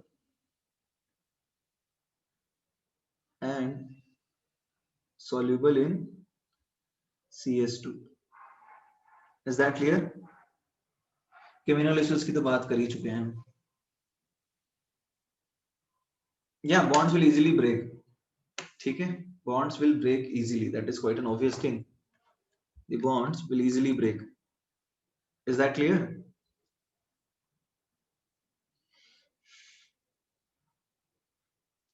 नहीं, बट सोल्यूबल, अच्छा एक बात बताओ, पानी में सोल्यूबल तो तब होगा ना जब ये पोलर होगा. एवरीबॉडी, बॉन्ड पोलर रहेंगे तब तो पानी में घुलेगा. Is that clear? The bonds are non polar. It will react with water, but it will not be soluble in water, right?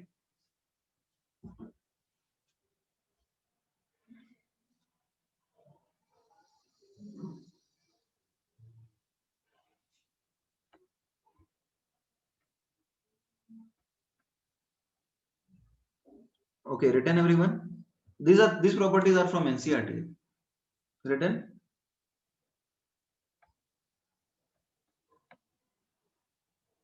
तो अच्छा, अब रिएक्शंस है, हमको याद करने की जरूरत है everybody.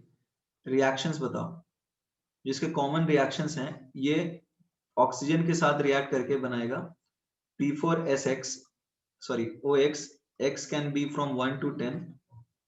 P4 will react with S, it will form P4SX. X can be 1 to 10. ठीक है, ये रिएक्शंस है ना, इसमें से P4O6 एंड P4O10 जो है वो ज्यादा स्टेबल होंगे, ये सबको पता है. Are stable due to symmetry, हमने पढ़ा है केमिकल बॉन्डिंग में.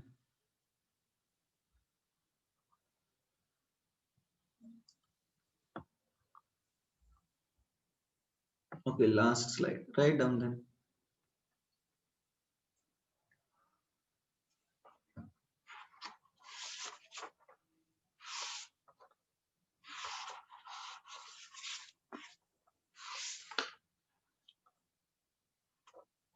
Written everyone?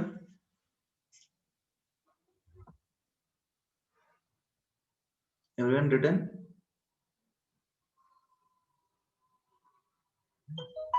Okay. P4O6 and P4O10 are stable due to symmetry. ये तो हमने पढ़ा हुआ है ना कि ये रिएक्शंस में इनके वाले ये रिएक्शंस कैसे होते हैं. Okay fine. अच्छा, व्हाइट फास्फोरस को NaOH में डालोगे और H2O के साथ, तो ये तुम्हें पता ही है क्या करता है, डिसप्रपोर्शनेट करता है, जस्ट लोअर और जस्ट हायर. याद है हमने बोला था ना, जीरो के जस्ट नीचे और जस्ट ऊपर. तो ये रिएक्शन भी आपको रटने की जरूरत है. Everybody, do you need to remember this result? ये रिएक्शन तुम्हें याद करने की जरूरत नहीं है.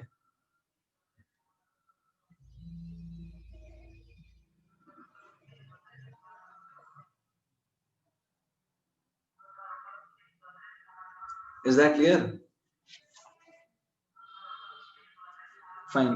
So अभी देखो, let us revise what we learned. Can we revise or we should move ahead? What would you suggest? क्या करना चाहिए? ठीक है, रिवाइज कर लेते हैं हम लोग. तो अच्छा, एक चीज और है, आप NCERT पढ़ोगे ग्रुप नेक्स्ट क्लास के पहले. I'll probably keep a 1.5 hour session tomorrow if that is okay. चलेगा?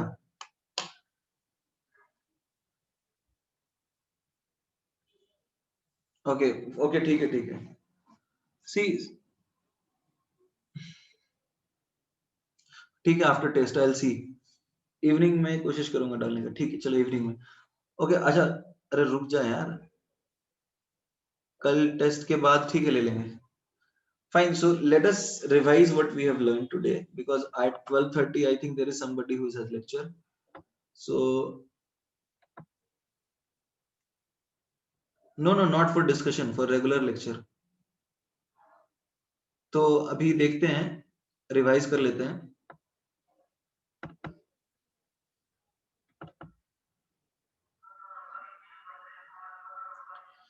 रिवाइज कर लेते हैं कि आज हमने क्या पढ़ा है.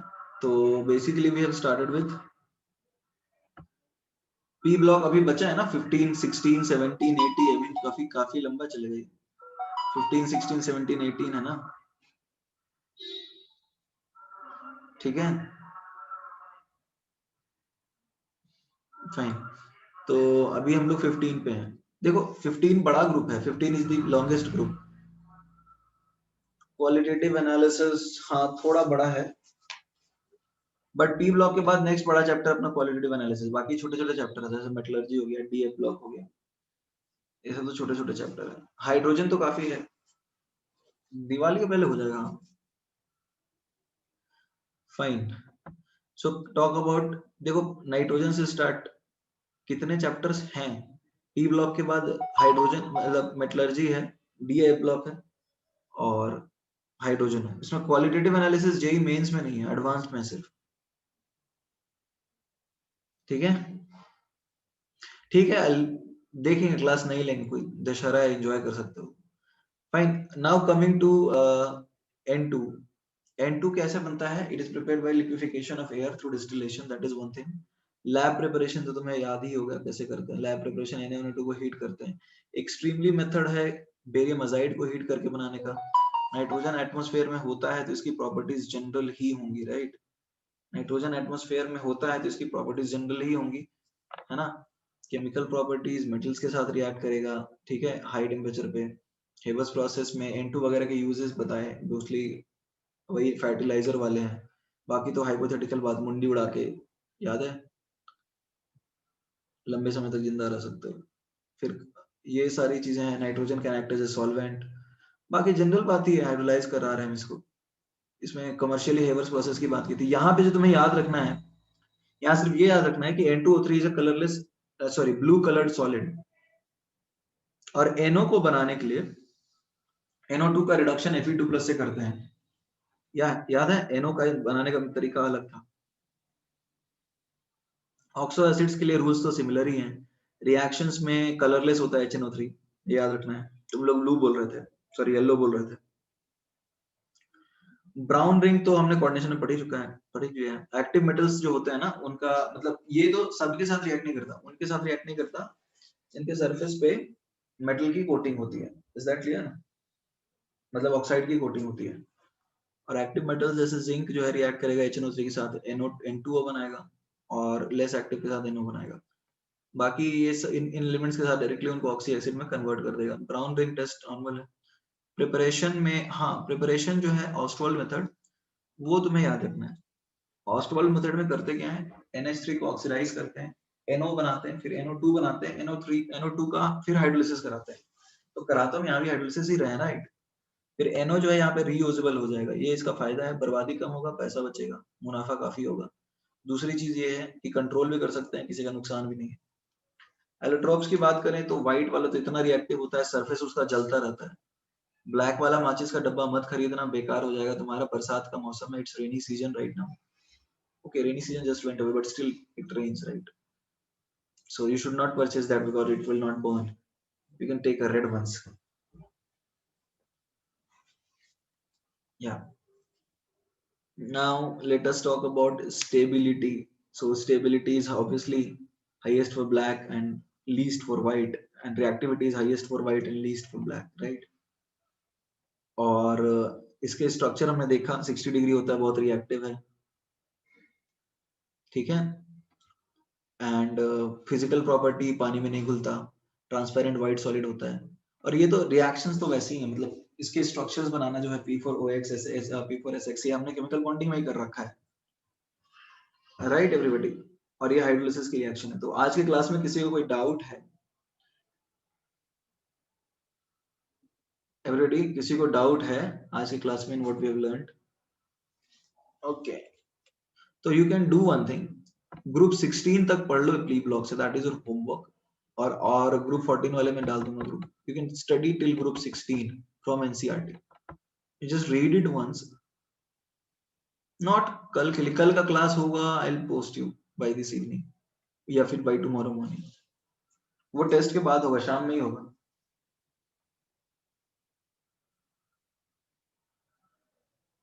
सॉल्वेंट किसे बोलते हैं? सॉल्वेंट सॉल्यूट अलग केस है, सॉल्वेंट कौन एक्ट कर सकता है उसकी बात कर रहे हैं। Solvent,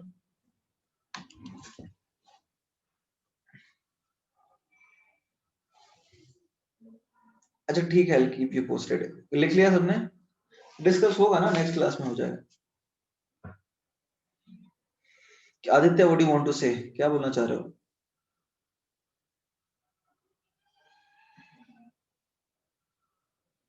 written everyone,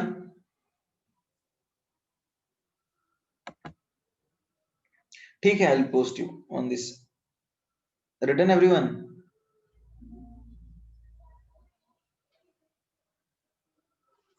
fine then,